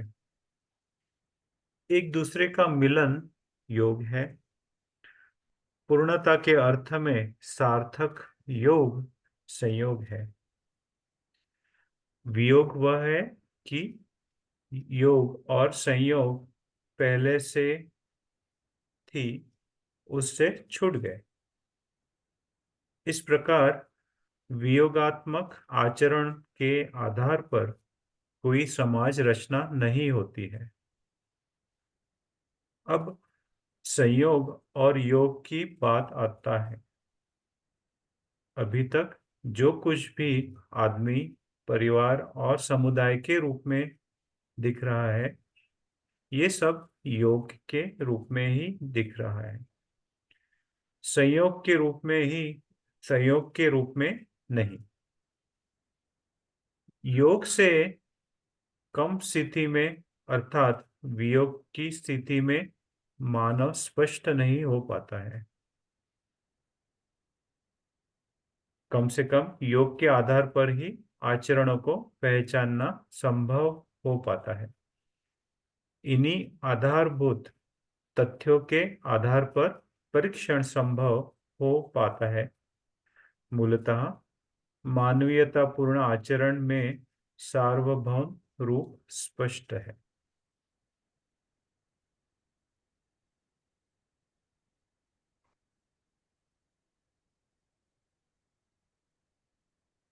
सामाजिकता औपचारिक तथ्य नहीं है, अपितु जागृति पूर्वक जीने की शैली है। वह केवल वास्तविकता पर आधारित क्रियाकलाप है। वास्तविकताएं ही नियतिक्रम, नियतिक्रम ही विकास, विकास ही अभ्युदय, अभ्युदय ही व्यवहारिकता एवं व्यवहारिकता ही सामाजिकता है। व्यवहार संस्कृति, सभ्यता और विधि व्यवस्था का योगफल है। मानव जीवन का आद्यंत कार्यक्रम इसी चतुर्दिशा में वैभव है। विधि अनुभव को, संस्कृति विचार को, सभ्यता व्यवहार को, व्यवस्था उत्पादन विनिमय को स्पष्ट करती है। यह प्रमाण सिद्ध है, यही मूल्यत्रय को प्रकट करता है। ठीक बात है। कल जो मूल्यत्रय की बात आई थी ना, जी। तो यहाँ पर बता रहे हैं। और दो चीजें महत्वपूर्ण आई यहाँ पर कि सामाजिकता औपचारिक तथ्य नहीं है, अपितु जागृति पूर्वक जीने की शैली है। अभी सामाजिकता के साथ जीने को हम ऑप्शनल मानते हैं कि भाई हम ये 2-4 लोग हैं, इतना ही हमारा परिवार है और इतने में हम भले, हमारा काम भला, ये जो सोचते हैं तो इसके आगे हम पहुंच नहीं पाते ना। मतलब अन्य परिवारों तक पहुंच नहीं पाते हैं, उनके साथ आदान प्रदान उस रूप में नहीं हो पाता है जिस रूप में आवश्यकता है। किस रूप में आवश्यकता है, तो उसके लिए एक वाक्य यहाँ पर लिखा है कि अभी योग के रूप में हमको दिखाई दे रहा है परिवार में, समुदायों में भी, लेकिन संयोग के रूप में नहीं है। संयोग का अर्थ क्या है? योग तो हुआ है, मिलना हुआ है, लेकिन उस मिलने को प्रयोजन नहीं दे पाए ना। संयोग का मतलब संपूर्णता के अर्थ में योग, वो पूर्णता जो संबंध का प्रयोजन है, पूर्णता के अर्थ में अनुबंध, उस रूप में अभी ना तो परिवारों में है हम केवल इकट्ठे हुए हैं, मिलन हुआ है, लेकिन अभी संयोग नहीं हुआ है। तो परिवारों में संयोग हो जाए सभी लोगों के बीच में, समुदायों में, या जिन जिन लोगों के साथ में, जिन परिवारों के साथ हमारा उठना बैठना है, वहां पर भी ये संयोग की बात बने, ताकि हम अपने जीने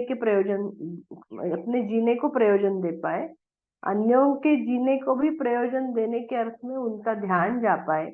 इस अर्थ में हमारी बातचीत, हमारा आदान प्रदान, ये सब हो पाए, तो तब फिर सामाजिकता, ये औपचारिकता नहीं बचेगी या ऑप्शनल नहीं बचेगा।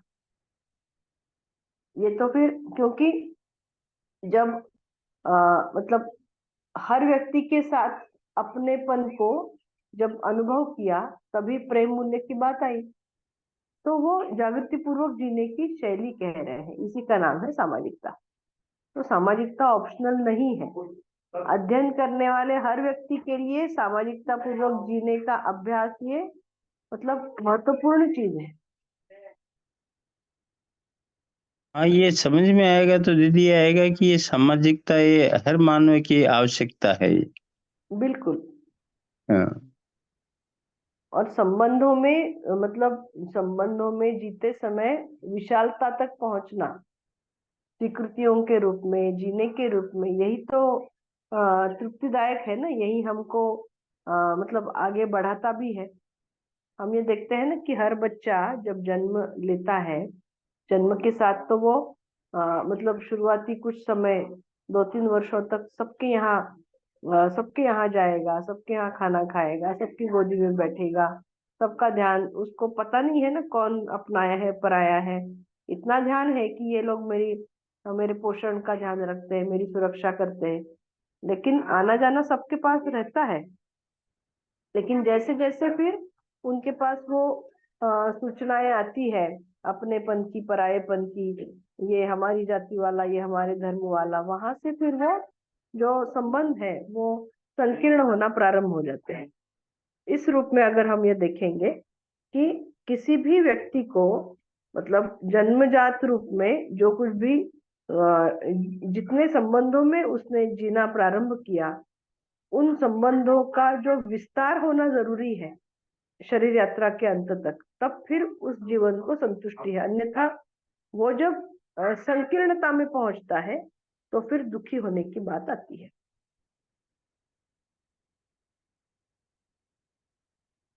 हाँ बिल्कुल दीदी, ये जो लिखा है संस्कृति सभ्यता विधि व्यवस्था, तो इसके मूल में तो सामाजिक होना ही है। बढ़िया।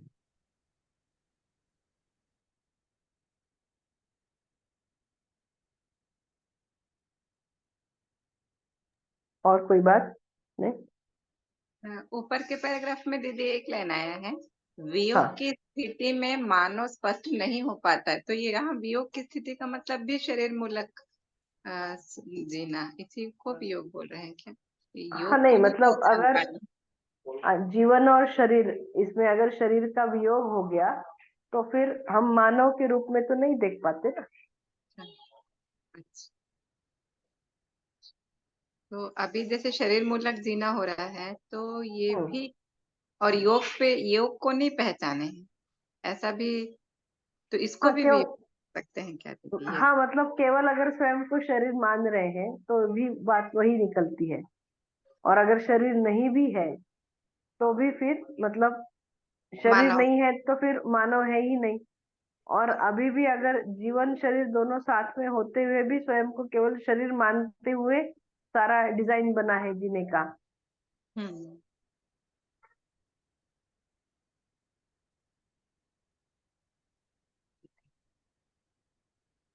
हाँ तो यहाँ दीदी मूल में तो ज्ञान ही है, तो जीवन का ज्ञान नहीं है, इसलिए वो शरीर मूलक विधि हो गई। तो बेटा सॅन्डल काढू नको, सॅन्डल घाल आणि तुम्ही नळाकडे जा, आणि हे जे बूट आहेत ना ते बूट धुवा, आणि हे बघ इकडे सोडून मारायला इकडे थोड्याशा नंतर नाही तसं नाही, त्यांनी ते घातले ना ते एकदा स्वच्छ करून ठेवून टाकू ना, म्हणजे मग याच्यात जातील ते घरात मग घातले जातात ना।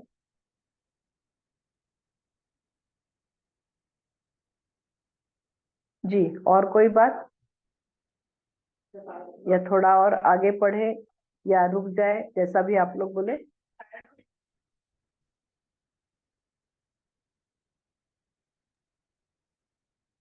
हाँ और पढ़ सकते हैं दीदी भैया जी।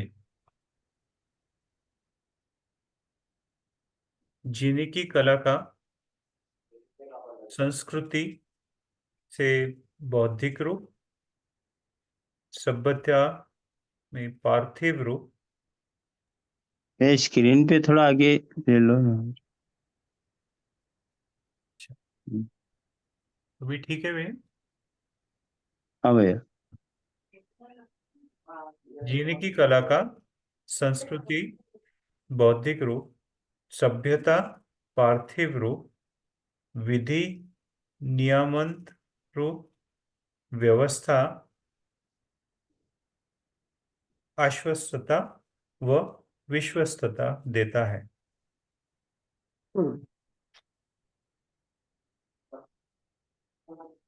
मतलब कोई भी जो संस्कृति है, हम जीने की कला के ये जो चार पक्ष है, संस्कृति, सभ्यता, विधि और व्यवस्था, तो उसमें संस्कृति कल जो हम बात कर रहे थे कि वैचारिक स्तर पर है ना, इसके पहले भी हमने ये जो 4 पॉइंट्स पढ़े, संस्कृति विचार को स्पष्ट करती है। तो संस्कृति ये बौद्धिक रूप में या विचारों के स्तर पर जो कुछ भी हम काम कर रहे हैं वो संस्कृति कह रहे हैं। सभ्यता क्योंकि ये शरीर के द्वारा व्यक्त होने वाली बात है व्यवहार के रूप में, इसलिए उसको पार्थिव रूप में कह रहे हैं। पार्थिव यानी अब यहाँ पर वो जड़ के साथ में है, जड़ और चैतन्य मिलाकर के है। और विधि नियामन रूप, क्योंकि विधि का मतलब ही नियम है, लॉ है, तो फिर उस विधि के आधार पर हम नियामन करते हैं। इसका मतलब विधि को समझ करके हम मानसिकता में भी नियम पूर्वक जीते हैं, हम सामाजिकता में भी नियम पूर्वक जीते हैं, प्रकृति के साथ भी नियम पूर्वक जीते हैं, लेकिन इसके मूल में अस्तित्व में विधि है, उसको जो पहचाना गया, तो ये नियामन रूप के आधार पर विधि और व्यवस्था में जीने से फिर वो आश्वस्तता और विश्वस्तता, आश्वस्त हो गए एक एक व्यक्ति के प्रति, और इसी तरह से पूरे विश्व के प्रति आश्वस्त हो गए, मतलब विश्वस्त हो गए। ये हमको विश्वस्तता देता है।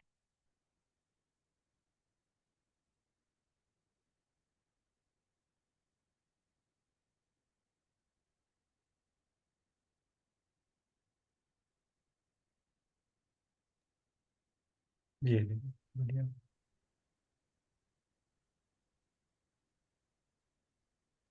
यहाँ आप जो रखें दीदी, उससे ऐसा लग रहा है कि सह अस्तित्व में जब सोचते हैं, विचार होते हैं या वैसा जीते हैं, तो व्यापकता समझ में आता है कि कितना फैलाव हो सकता है। बिल्कुल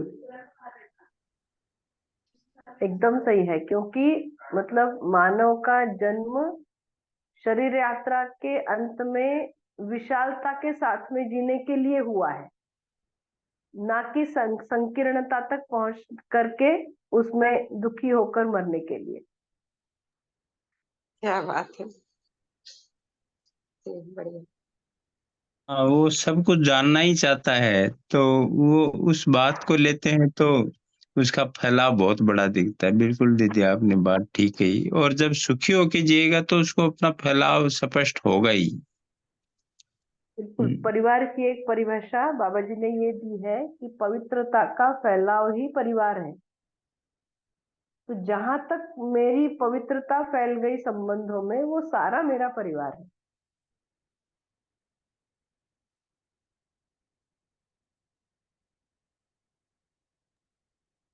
पवित्रता फैलाव के लिए ही है, कहीं भी बिल्कुल संकीर्णता में लिमिटेशन नहीं है। बिल्कुल। और दीदी कई बार ये भी आता है कि जैसे शुरू शुरू में तो मेरे में ऐसे होता था कि भाई वो परिवार में जैसे सबसे नजदीक संबंध है, वहीं आके विरोध होता था कि ये क्यों नहीं समझदार। भाई मैं मेरे को थोड़े समय में समझदार मानने लग गया तो लेकिन वो फैलाव को देखा तो एक अलग ही स्थिति दिखेगी। तो कोई भी जो जो भी उत्सुक है या जो भी जिज्ञासु है, वहां भी अपन बात करते हैं तो वो भी परिवार का सदस्य ही दिखाई देता है। ठीक बात है। हम्म।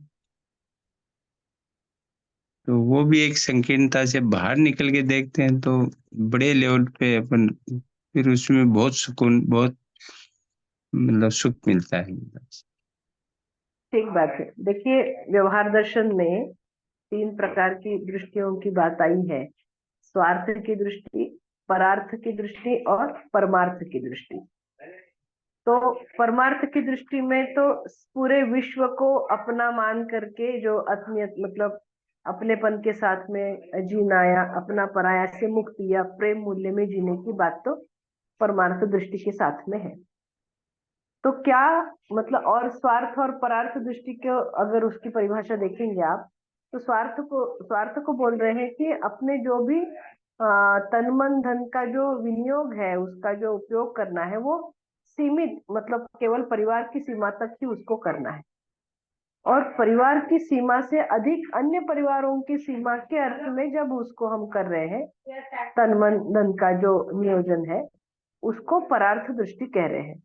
तो पहुंचना हम सबको परमार्थ तक है, लेकिन स्वार्थ में रहते हुए तो सीधे परमार्थ जुड़ेगा नहीं ना। स्वार्थ से परार्थ में आना ही होगा, और परार्थ से फिर परमार्थ की दृष्टि जुड़ेगी।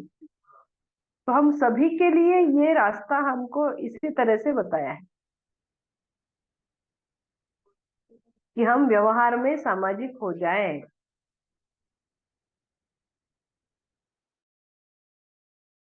हाँ, बिल्कुल दीदी। हाँ, वो ही अभी दीदी बात कर रही हो, संकीर्णता से बाहर तो निकले, मतलब उसे एक जो सर्किल बना लिया, उसके बाहर तो निकले, बाहर निकलेंगे तब भी कोई सामाजिकता या कोई प्रार्थ है वो दिखेगा, और वहां आवश्यकता बनेगी। हम्म। बढ़िया।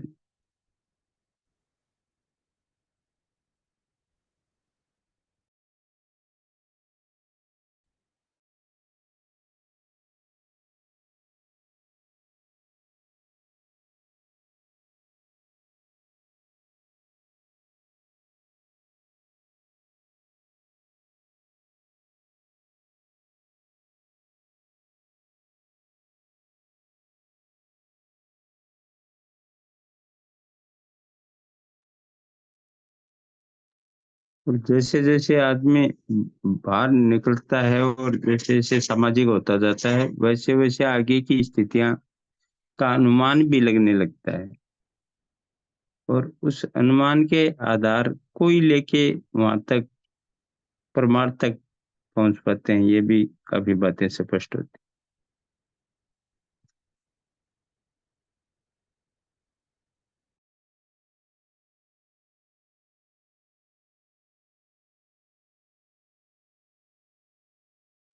ये जो आगे के अनुमान बनते जाते हैं वो उसी को भास भी कह सकते हैं क्या दीदी? जिस जगह पर अभी हेलो हैं। जी दीदी। जी, बताइए, मैं डिस्कनेक्ट हो गई थी, आप कुछ बात कर रहे हैं। हाँ, अभी भैया जी जो है वो अनुमान की बात कह रहे थे, तो अनुमान आगे का बनता है, ऐसा लगता है जिस जगह पे अभी हम हैं वैचारिक जी रूप से वो आगे का अनुमान बनता ही है। उसको क्या भास रूप में पहचान सकते हैं क्या? बिल्कुल। अच्छा। हाँ, मैं उसी संदर्भ में कह रहा था दीदी कि जब स्वार्थ के एक चक्कर से बाहर निकलते हैं, सामाजिक होते हैं, तो प्रार्थ, और फिर उसी से वो एक परमार्थ तक जाने तक का वो एक अनुमान बनता है, ऐसे इस संदर्भ में कह रहा था। तो हम्म वो फैलाव दिखता है और उसका अनुमान बनता है। हम्म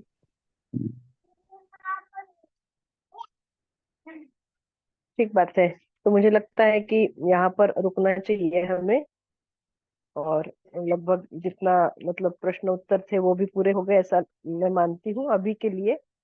और कितना, एक पेज शायद हम पढ़ पढ़ पाए ना, एक पेज पढ़ पाए और उस पर भी थोड़ी सी बात कर पाए। तो यहाँ रुकते हैं फिर। आप सबका बहुत बहुत धन्यवाद, आपने मुझे ये ठीक है अवसर दीदी, दिया बात रखने आपको के लिए। धन्यवाद, सभी को नमस्ते। और हाँ, और फिर मिलते हैं, है ना? जी ठीक है जी। बीच धन्यवाद बीच में दीदी। मिलते रहेंगे। हाँ जी, धन्यवाद हाँ। दीदी, धन्यवाद। ओके बहुत कृतज्ञता दीदी। जी, आप सबको भी धन्यवाद। हाँ, नमस्ते सभी को। नमस्ते नमस्ते।